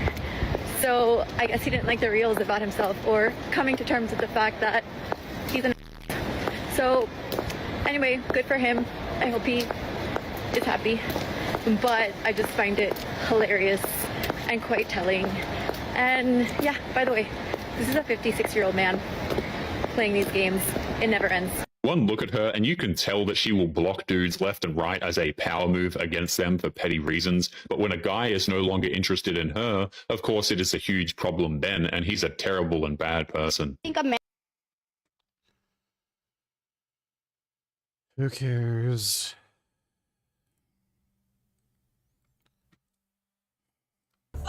Having to figure. This is how my sister's gonna end up. She is mean to this day because I had my dad in my life. Out how to get back in these streets. So 10 years down the line, I'm not sitting there single still with my daughter being an only child. Like, I want to have a family. I want to have kids. I want to be happy. Here's another example of feminism failing women. It's not natural for a female to not have a guy. You guys get that? Like, this whole concept of women being strong and independent and being able to provide for themselves, this is a new construct that's evolved maybe within the last 60 to 70 years. 100 years of women being independent is not going to override thousands of years of ingrained biology where women needed to rely upon men. Let's get into some of the top. Okay. When a white single mom posts a picture with her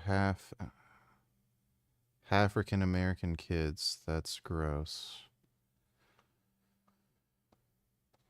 Great.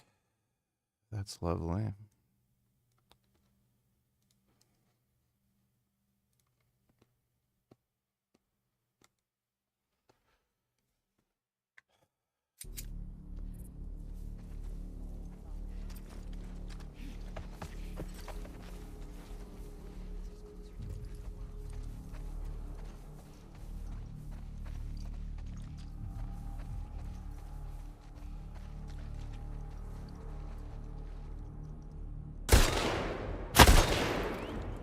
How is that not a headshot? How is that not a headshot? Jeez, you really need the scope for this rifle.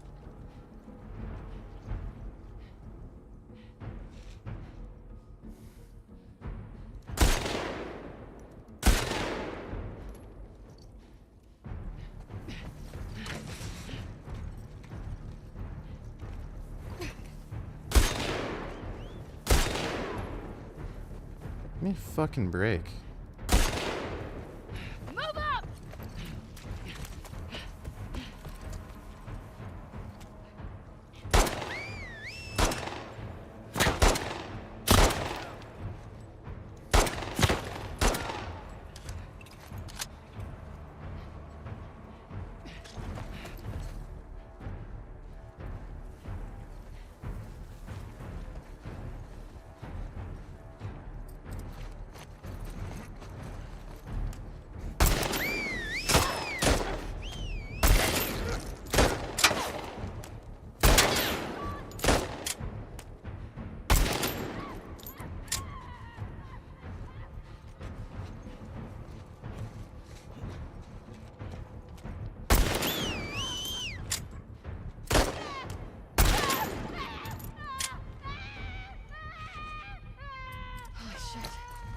That it? I don't see any more. On me. Let's go.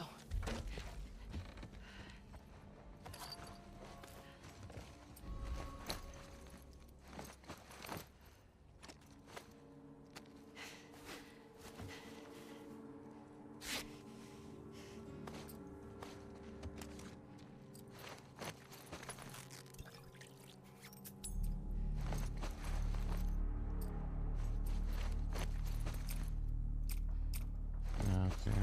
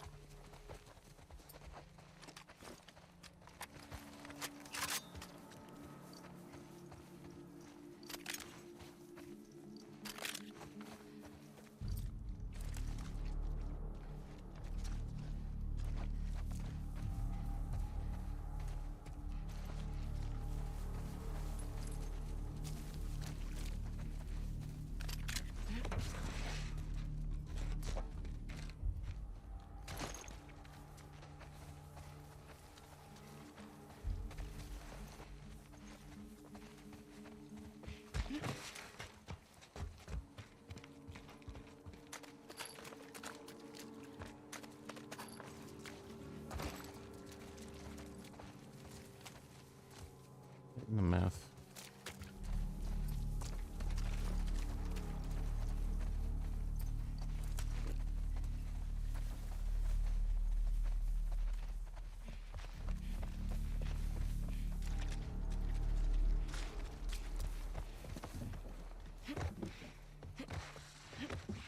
Guys, up here.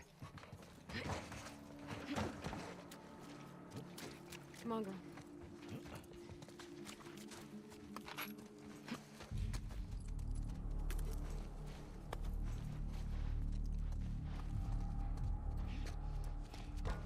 Look, we're almost there. Puta madre. Through here. Damn it. Wolves! Surround them! Too many of them!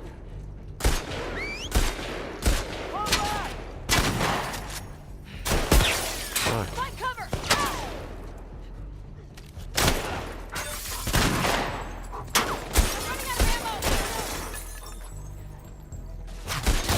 Fuck. Are you kidding me?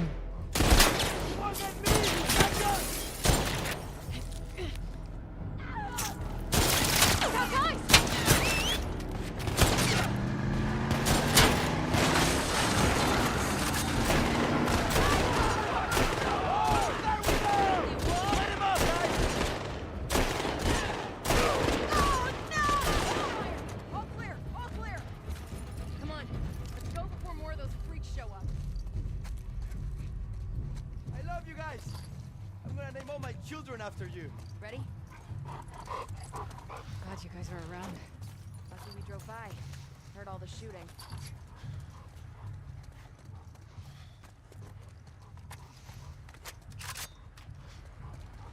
Fuck, man, you okay? I'll survive this. Here, got you. Hey, let me see your hand. We're in.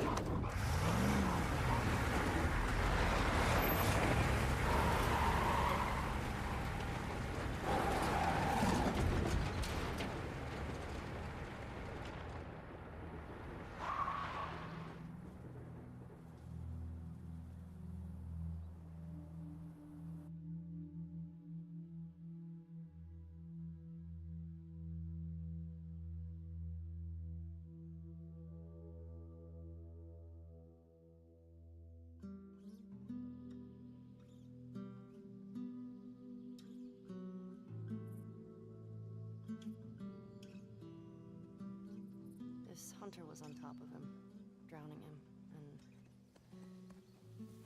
Joel couldn't get to his gun. Jeez. Were you scared? Well, I didn't even think. I just ran in there, grabbed his gun, and shot the guy in the face. Interesting. 14. How old were you when you first killed someone? We talking infected? No. Fully conscious, non-fungal person. 10? Wow. What happened? Guy was coming at my mom.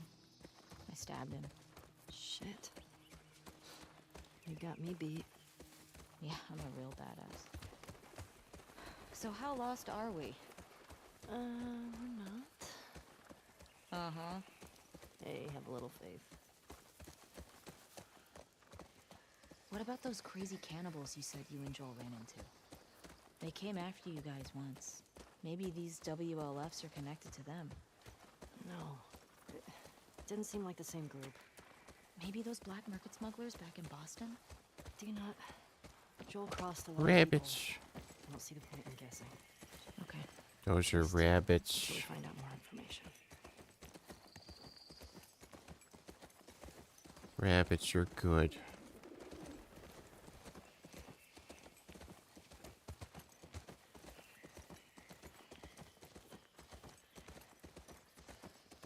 Ellie, cars. Yeah, I'm getting close. Start keeping an eye out. Got it.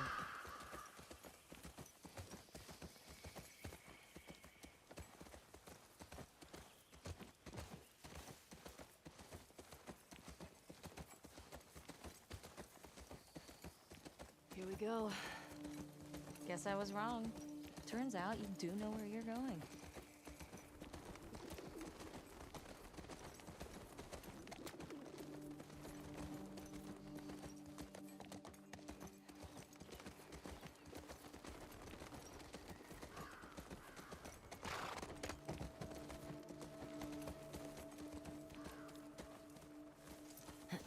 Stay with Shimmer. Yeah. I like that plaid jacket. Abby's sexier though. Yes.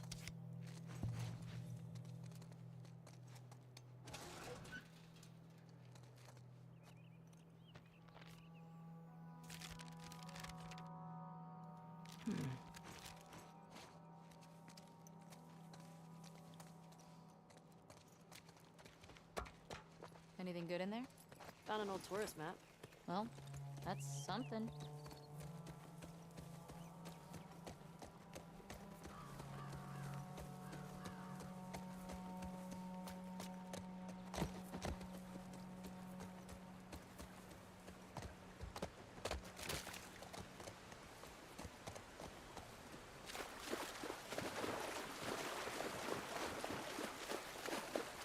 Sure seems quiet.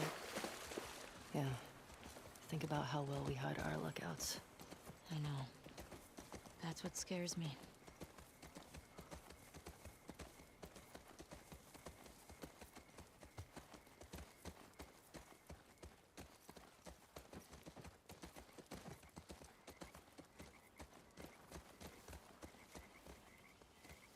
Oops.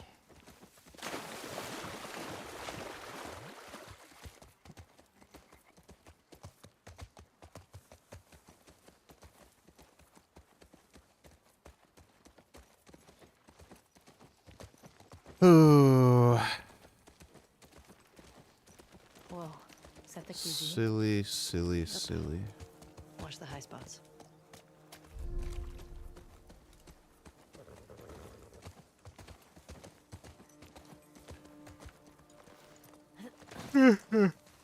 uh.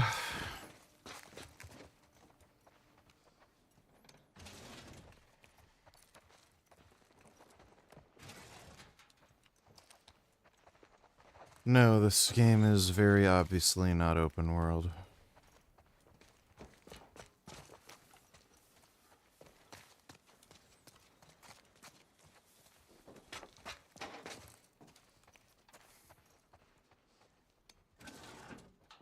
Anything good in there?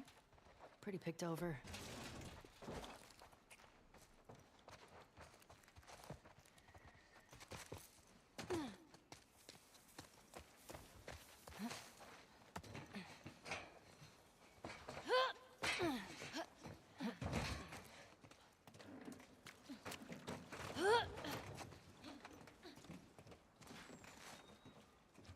Dina, hey, help me up here.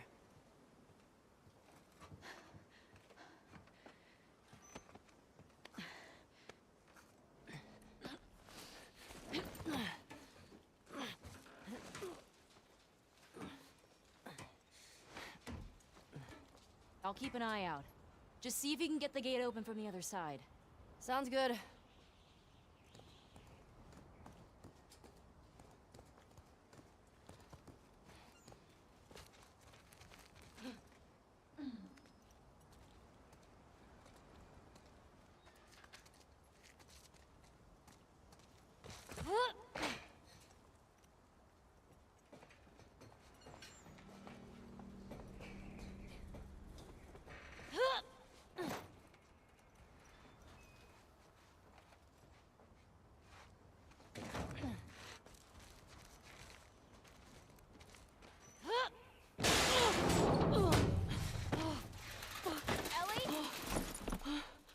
I'm good. Just almost died.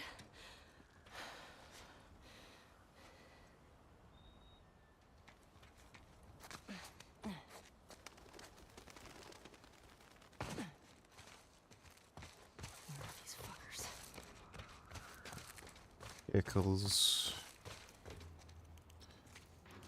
Pickles.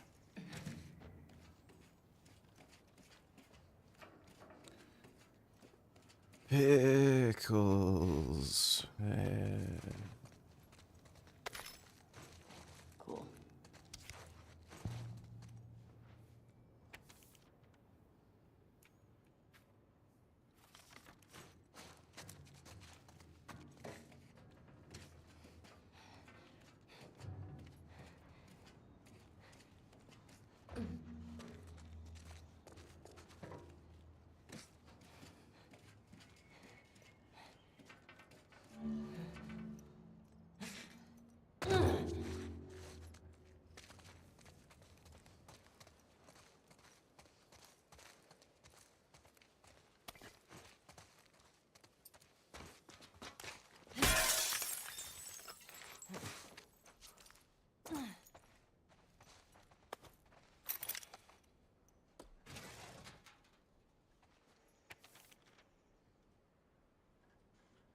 Okay, wonder when this was written. The Saravena base. That's something.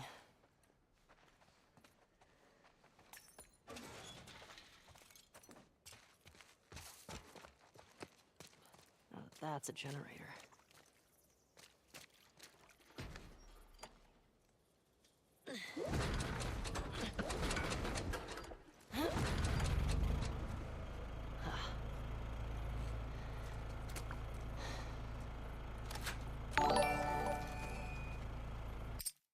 Jerry and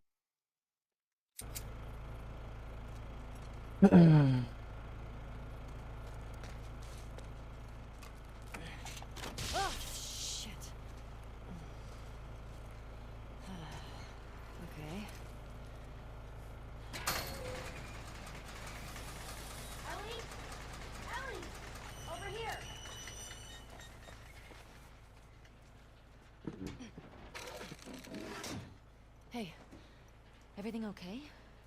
What was that sound? I got that gate open. Gotta figure out this one now. Well, we believe in you. Thanks.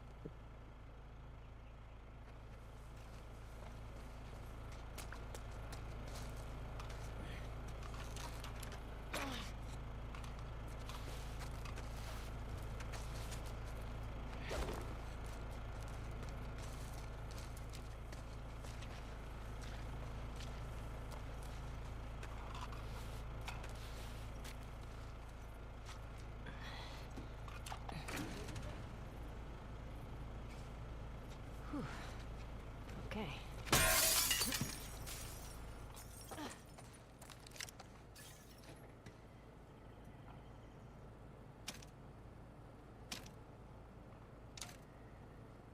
Yes. Well done. Shit. Hey, come on. Let's get out of here. That crash was pretty loud.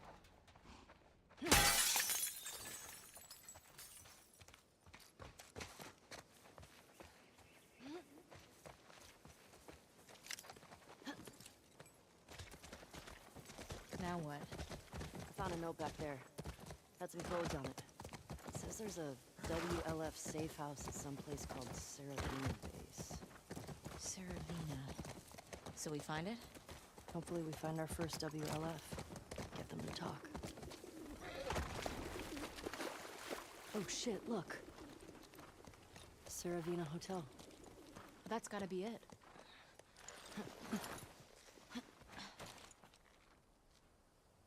Okay. Jeez. Let's find a way.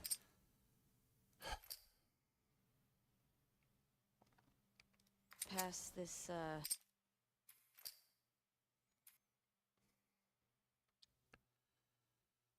My hands are too fucked up to keep playing.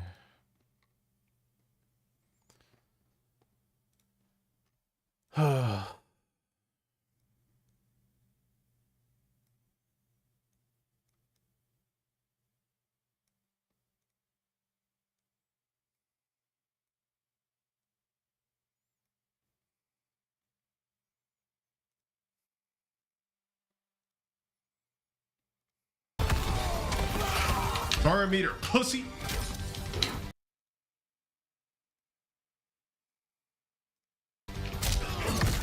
Oh my god.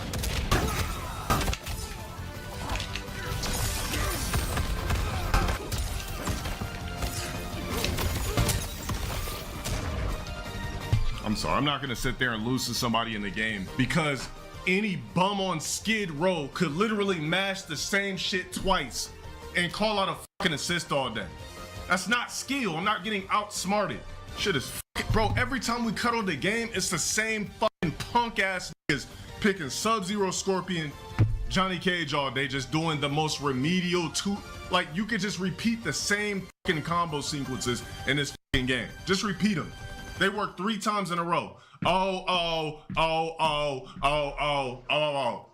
And it's the same characters every time I cut on a fucking game.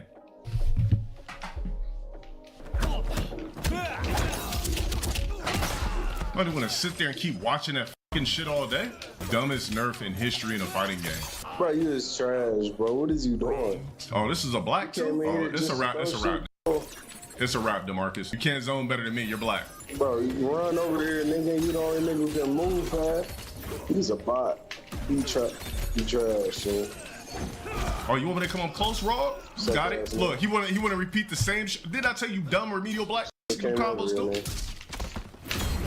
Should've came over here. Nah, nigga, nah. I'm gonna play up close, Raw. I'm gonna play up close, Raw. You got it. Good, bro. You got it, Raw. You're not good with my man. You got it, bro. Raw. You got my man. You got it, Raw. You got it, Raw. You trash, Stop Black. that shit. What are You trash, doing? Black. We seen this before, Black. If you can do the combos, we know the game's my remedial. man, bro. What is you doing? Where is your combos at, my boy? Stop that shit. You're trash. What, you want to copy me in zone? Seen that before, Raw. What are you doing? Dumbass Black. Why are you running? That's what I'm saying. I would never lose to you no running? basic Black in a fighting game. That's how you know they remedialized this shit. Look at this f***ing basic ass. Come here. Come here. Shut your black ass up, nigga. Seen that fucking corny ass shit before. Ain't no regular Black nigga beat me in no fighting game until they remedialized it.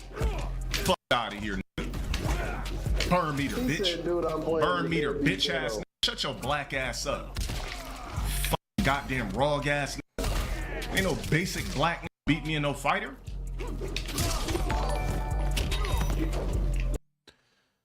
Golden Fool Donatillers, have you seen the new Just Meat plant-based chicken from the company that makes Just Egg? Do you like Just Egg? I have not.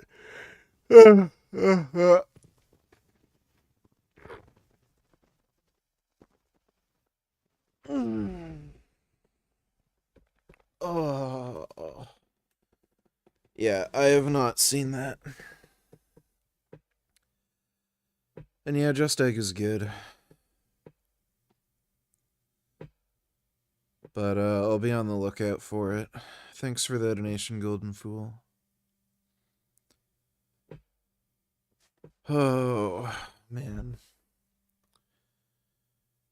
Fuck me. This is why you gotta zone these rogues. They remedialize the shit where basic Blacks could think that they're doing something in fighting games.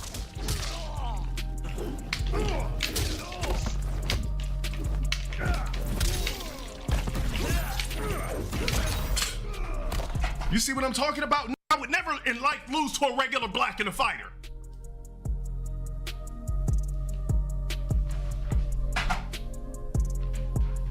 I'm gonna kick back and I'm gonna zone. The fuck? That's what I'm gonna do. I'm not gonna give a basic Black a chance at beating me in a fighting game. He's a bot, bro. What is he doing? What is this? What in the What are you doing? What are you doing? What are you doing? What are you doing? What are you doing? What are you doing? Stop, bro. Come here. You the only nigga who run fast, bro. I can't teleport, bro. I can't teleport. He's a bot.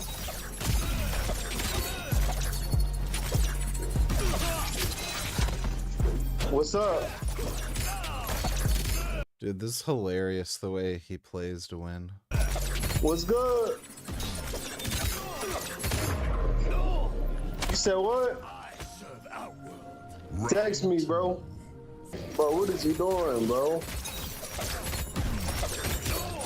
Bro, tell your homies stop texting me, bro. Chill out.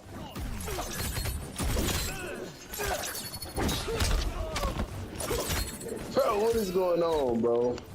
What are you doing right now, bro?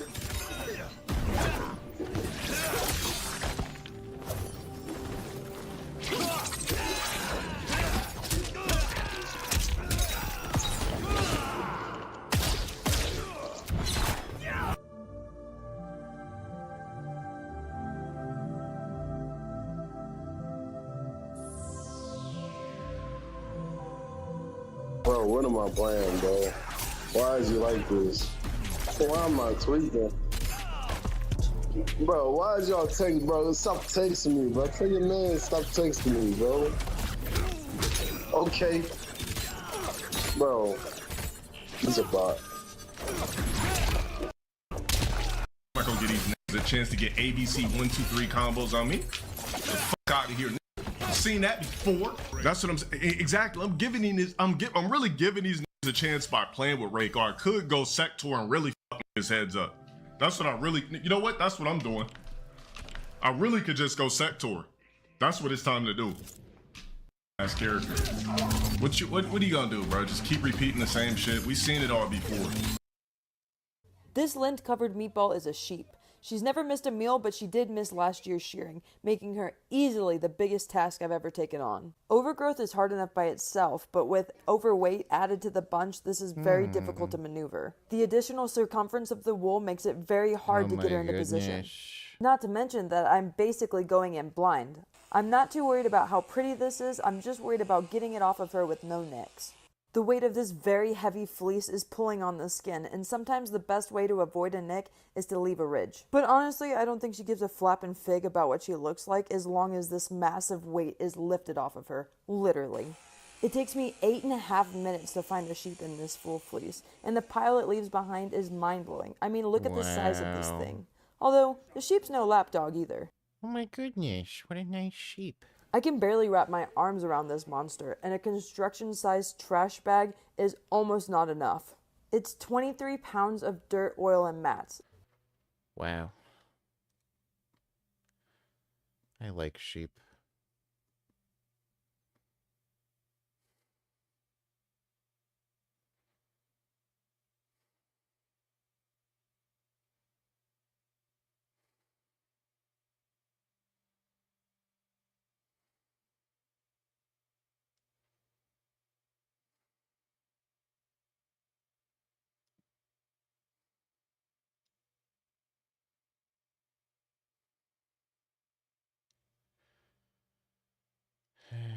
With Lee Priest. There's specifically a segment where they talk about PED use in bodybuilding, and Lee kind of goes over what he said that he used back in the 90s when he was coming up in bodybuilding. It's a great podcast. Holy crap, it's excellent. They talk about training volume, so many other things in this podcast I think you guys would enjoy. I would really strongly suggest checking it out. I watched the entire thing again the other day. It's excellent, and I wanted to make a commentary on this section. So we'll look at this little segment together and talk about it and my thoughts on what Lee Priest has to say about his PED use back in the 90s. And we'll dig into all this in just 1 second.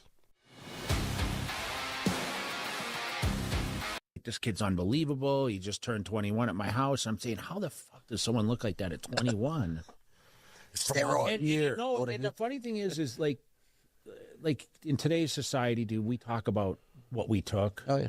And it was pretty much nothing because we're completely broke, right? Well, that's the thing, because even Ed said on my documentary, and thank you for being on it too, and Ed said, he goes, Lee didn't hardly use anything because back then Ed was getting it for me. And I've always said, look, when I used testosterone, the highest I ever went was 400 milligrams.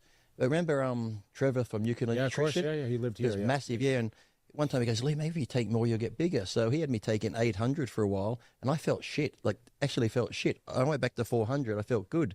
And if I used Dianabol, I wouldn't go over 30, 40 milligrams a day.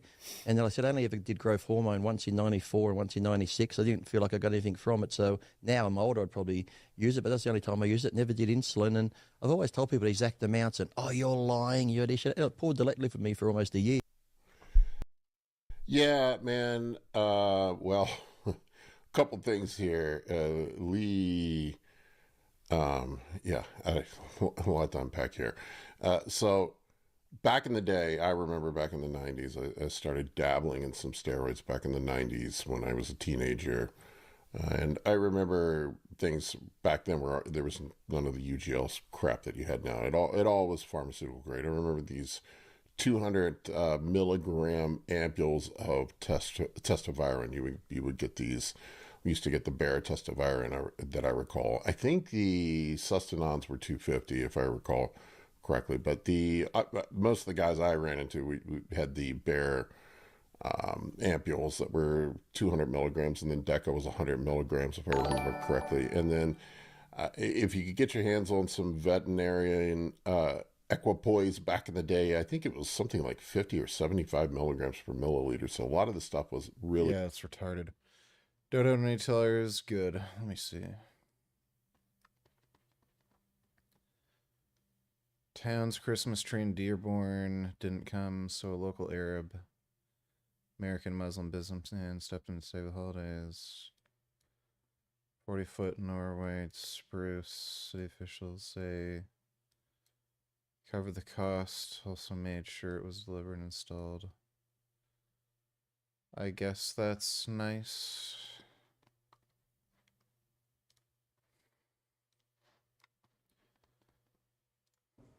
You know who P.T. Barnum was, right? I do. One of the greatest on earth. He could sell any product at any time. That was his expression. I can sell any product at any time. It was true. He said, doesn't matter whether it works or not. But he's P.T. Barnum, you know. He got crooked Joe Biden to give him $350 billion. Oh, my God. And look what it got. It got him about 25% of his country is missing. This is retarded. Trump is just an unhinged fucking lunatic, dude. Say it, you know, and I said it the other day, and a lot of people misinterpreted. They say, oh, he doesn't realize prices are high. Prices are coming down very substantially. But they have a new word. You know, they always have a hoax. The new word is affordability. So they look at the camera and they say, this election is all about affordability. Now, they never talk about it. They never talk. Thank you very much. They say I'm not allowed to run. I don't know what the hell that's all about, but that's okay. He said 4 more years. You see the new hat we have? I don't like Trump one bit.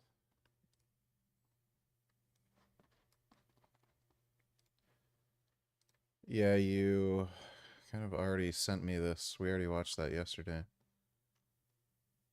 That's the... yeah. Even YouTube, what the fuck, they're worse than China. Well, beginning today, kids under the age of 16 in Australia are being forced off social media platforms like TikTok and Instagram. Here's the complete list. Australia. Banning kids from using YouTube makes absolutely no sense whatsoever. Literally none.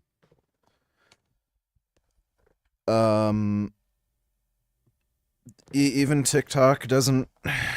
like, TikTok should just be banned. But I don't know why they'd have an interest in banning kids off of just video streaming platforms. It's like banning kids from using Netflix. It just makes no sense. Stupid. This is going to do nothing, by the way. Kids are just going to use a VPN. You're going to see the same rates of social media use among children. Thanks for the donation, though, Dodo. Golden Fool donated $3. So this is the new product.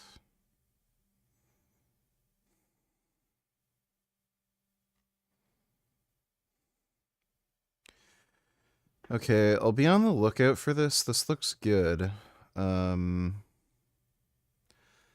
seen it in stores yet. I don't know if it's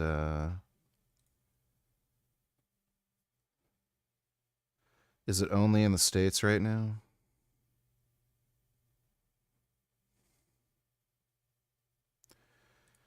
Yeah, it looks like it's only in the US currently.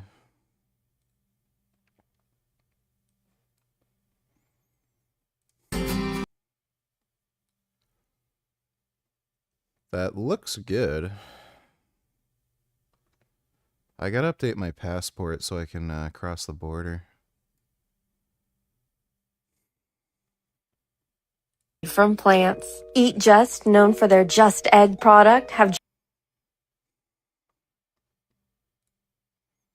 Looks like chicken, smells like chicken, but it's not chicken. Today I'm cooking up and taste test ounces. The flavor is very nice, very savory. I don't think it tastes a lot like what I remember chicken tastes like, but it's very good. The texture on the outside, the parts that are a little bit browned, are great, but the inside is a little chewy and a little gummy. Realistic serving size for me, recognizable. Looks like you didn't cook it long enough. It literally doesn't look cooked through. Yeah, whatever, everyone's stupid. Thanks for the donation, Golden Fool. Last Dono for a while. Watch these streams to watch a based vegan chat. Lately the incel shit has been so dumb I'm just gonna wait till he gets over this BS and stops blaming all women for his personal problems. Maybe him missing out on not getting any LOLL. Okay, thanks for the donation on Wib. Dodo donated $2. Let me see. From December 10, if you're under 16, you're no longer allowed to have a social media account. Spend quality time with your friends and your family, face to face. I'm Shah, I'm 15 years old. I'm Eleanor, I'm about to turn 15. I'm a singer-songwriter and I advertise my music on social media. And I primarily use social media to connect with other people and to promote my social life as well as on my journey in sports. I think some of the good parts of social media is they have accounts made just being started out. Of that. But the point is that I'd hope most would have the maturity to understand this, that bullying is not about to disappear because kids can't access Instagram. Australia is run by like the dumbest fucktard boomers, dude. Like, how about letting parents decide whether or not their kids are allowed to use social media? Like, it's so stupid. So yeah, Australia is just a shithole, dude. Just like the UK. Thanks for the donation, Dodo. Low dosed, and it was pharmaceutical grade all back then, and it was incredibly expensive. At least where I lived, like I remember buying an ampule of testosterone being pretty expensive back in the day. Guys used to charge an arm and a leg for this stuff. It's not like now where you can order everything you want online like it's fucking Amazon. So we used to get these 200 meg ampules of testosterone, and I remember if you took 2 or 3 of them a week, you were a big deal. And I remember the old D-balls, the British Dragon D-balls, I think they were, and they're, what were they, 5 milligrams? I think they were 5 milligrams a piece. And so like guys would take 4, 5, 6 of those, which would, 6 of them would be 30 milligrams. Now, whether or not Lee really ran that low dose of stuff throughout his whole career, only he knows. What I would say is guys now are not running doses that low. That is not shit. They're bros just doing their first cycle running that right now. And I've wondered often, some of it is I wonder if the gear now is lower quality than it was, since it was all pharmaceutical grade back then. But we just had no idea back then, and we didn't even really talk milligrams back then either. It was a different world. I remember we would talk about, well, I'm taking 2 amps of testosterone, or I'm taking 3 amps of testosterone. If you were taking 3 amps of testosterone back in the 90s, I remember in the gym, you were a big boy. that was crazy. That was crazy talk. And we had no idea about cycle design or any of that shit. I mean, maybe the guys in California did, where they were out there in LA and had access to the people like Dan Duchesne that knew what the fuck they were talking about. But I mean, I had no idea. I mean, you would just take whatever people would give you. I remember doing cycles of Deca only. I remember doing cycles of D-ball only. I remember doing D-ball and Deca. I remember, and then you would run it for 6-8 weeks and then come off for 2 or 3 months. I mean, we had no fucking clue what we were doing back then. Now, what I will say is, if Lee Priest got that big on those small doses, he either had the greatest genetics in the world or he's full of crap and he took a lot more. Now, I'll leave it up to you, the audience, to decide which is true. Maybe the truth is somewhere in the middle. I don't know. But I will say this. He is not incorrect about things being expensive. I remember gear being super expensive, very hard to come by. I'm sure, he was an elite level guy, but like for us at the local gym, you just took what you could get your fucking hands on and you made it last as long as you possibly could, so you would take less. I remember, back in the 90s getting my hands on, I think it was 20 amps of testoviron. They came in these little boxes. I think there was 5 in a box. I don't remember. It's been a long time.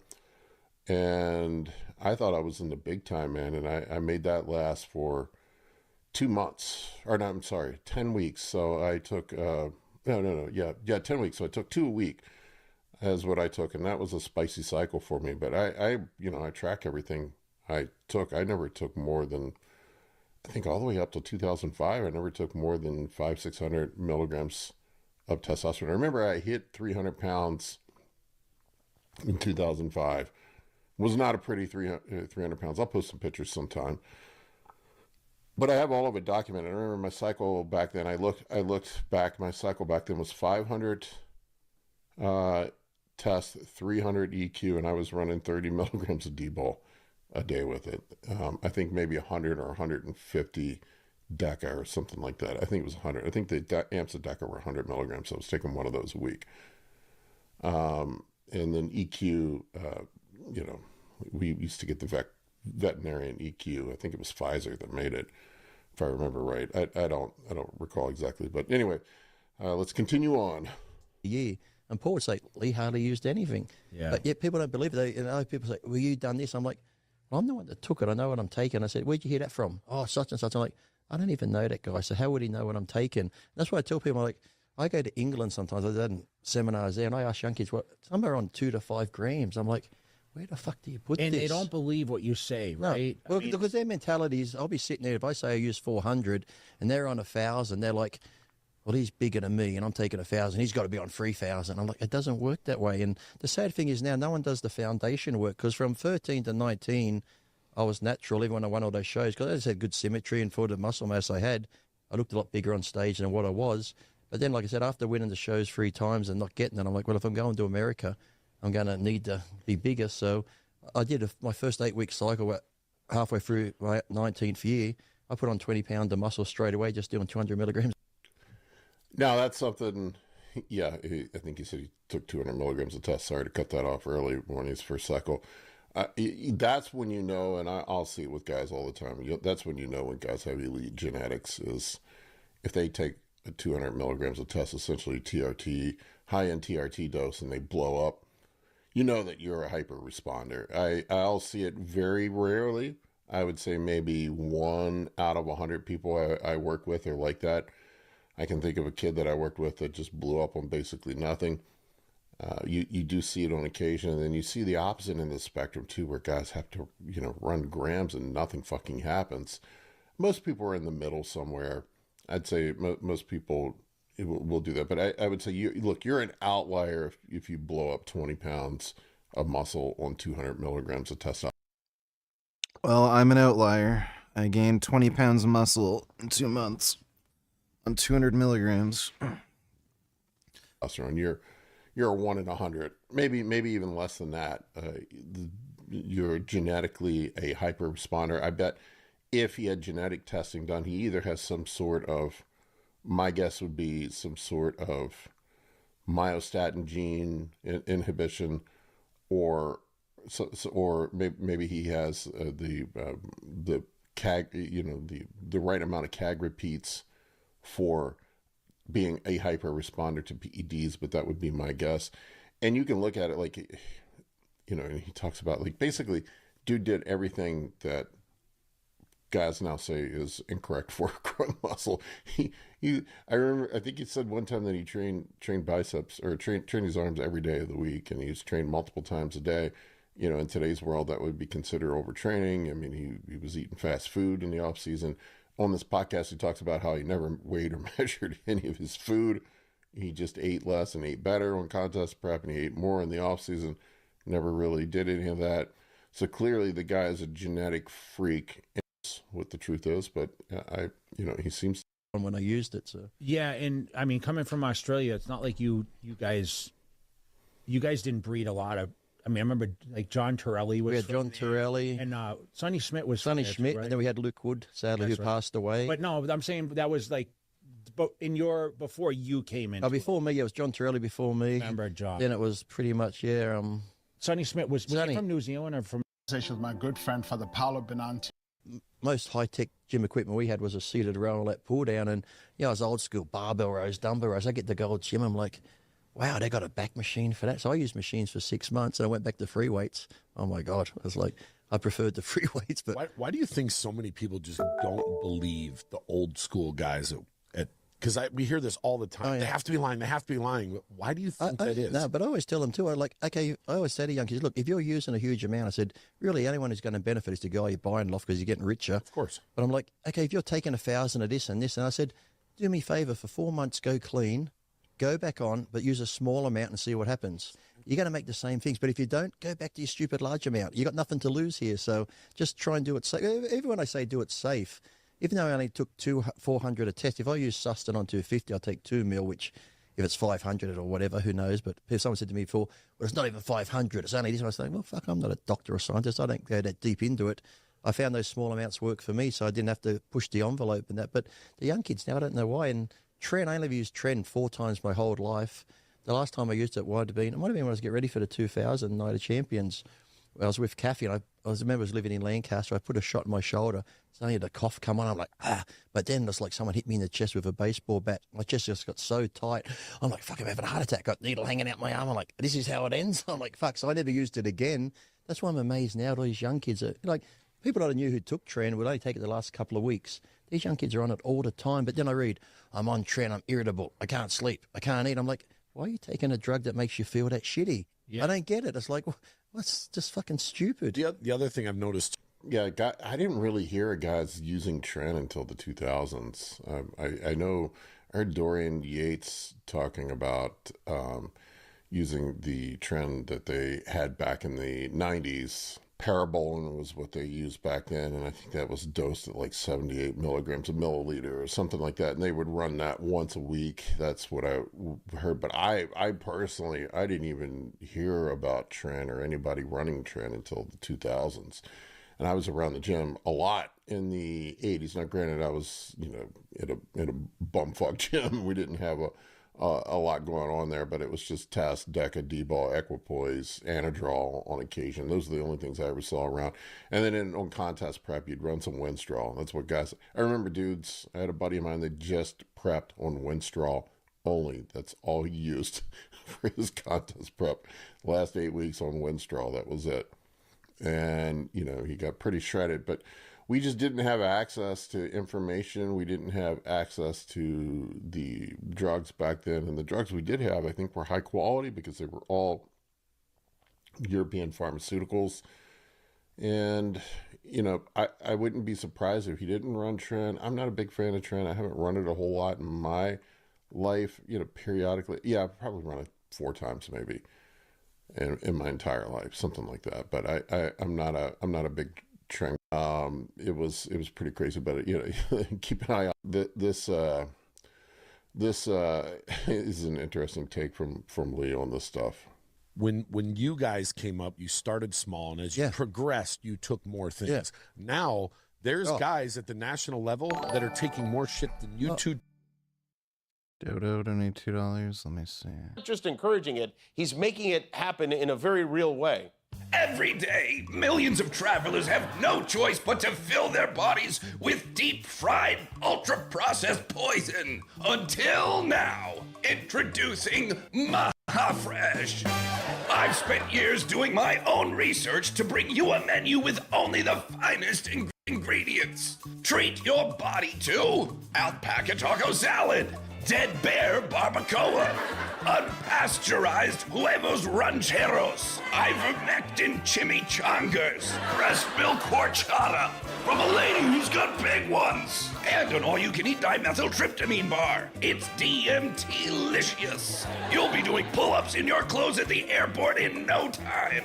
Shoot your dog and bring it in. We'll cook it for you. Located at my uncle's airport, Terminal 5, next to Very Orange Julia's.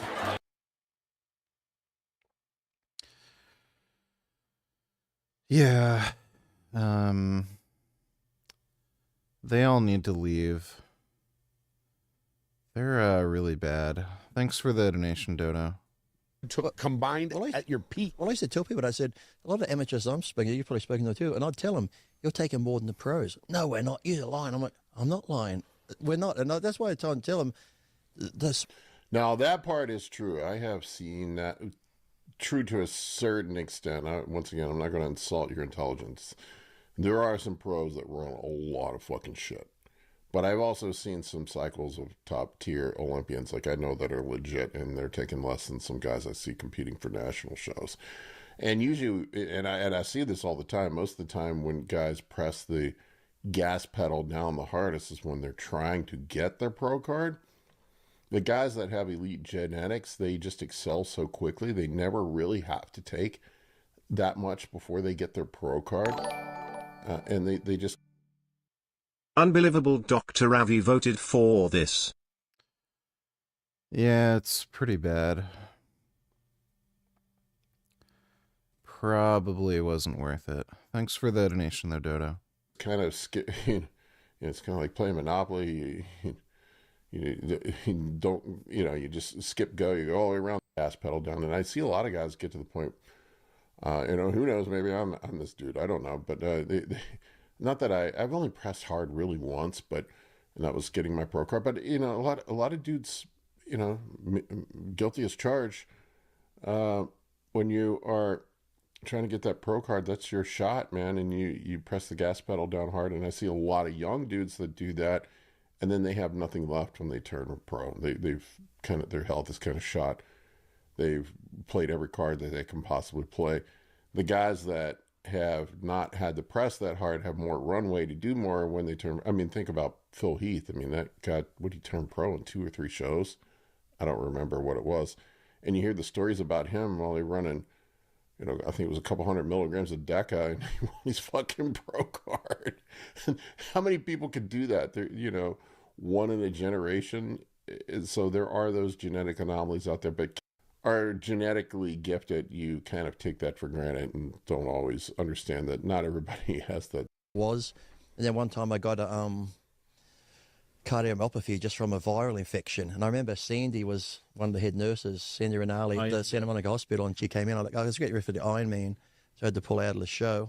I ended up doing it, but I just did it clean because I had to get all the gear. But the funny thing was, I was with Kathy in the hospital, and this nurse comes in. And just, no joke, I'm laying in bed and that. You look at the chart, and Kathy said something to her, like, how's he going to do? He goes, he's going to die. I'm like, I'm going to die. And it was her. Yeah. I'm like, really?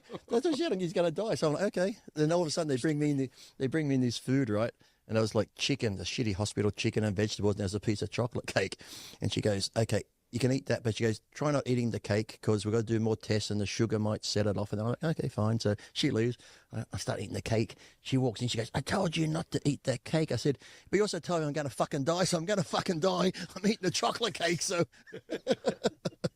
That's hilarious.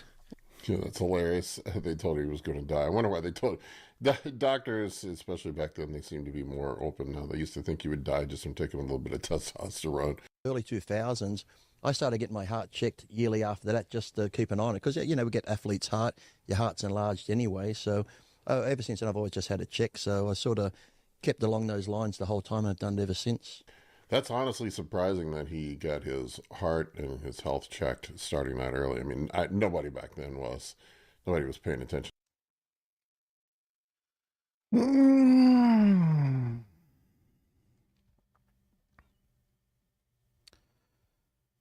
Well, I'm gonna go. I'm gonna try to sleep. I'm going to try to sleep. But hope you all had fun. Big thanks to everybody who donated on Streamlabs. Hopefully the weird thing, the water tension thing, goes down again quickly. Pretty sure I accidentally took the Cialis yesterday. That is so fucking retarded. I'm so stupid, dude. But, yeah, I'll try to stream at a normal time tomorrow. But thanks again, everybody. Appreciate the support. And I'll see you all tomorrow. Sweet dreams.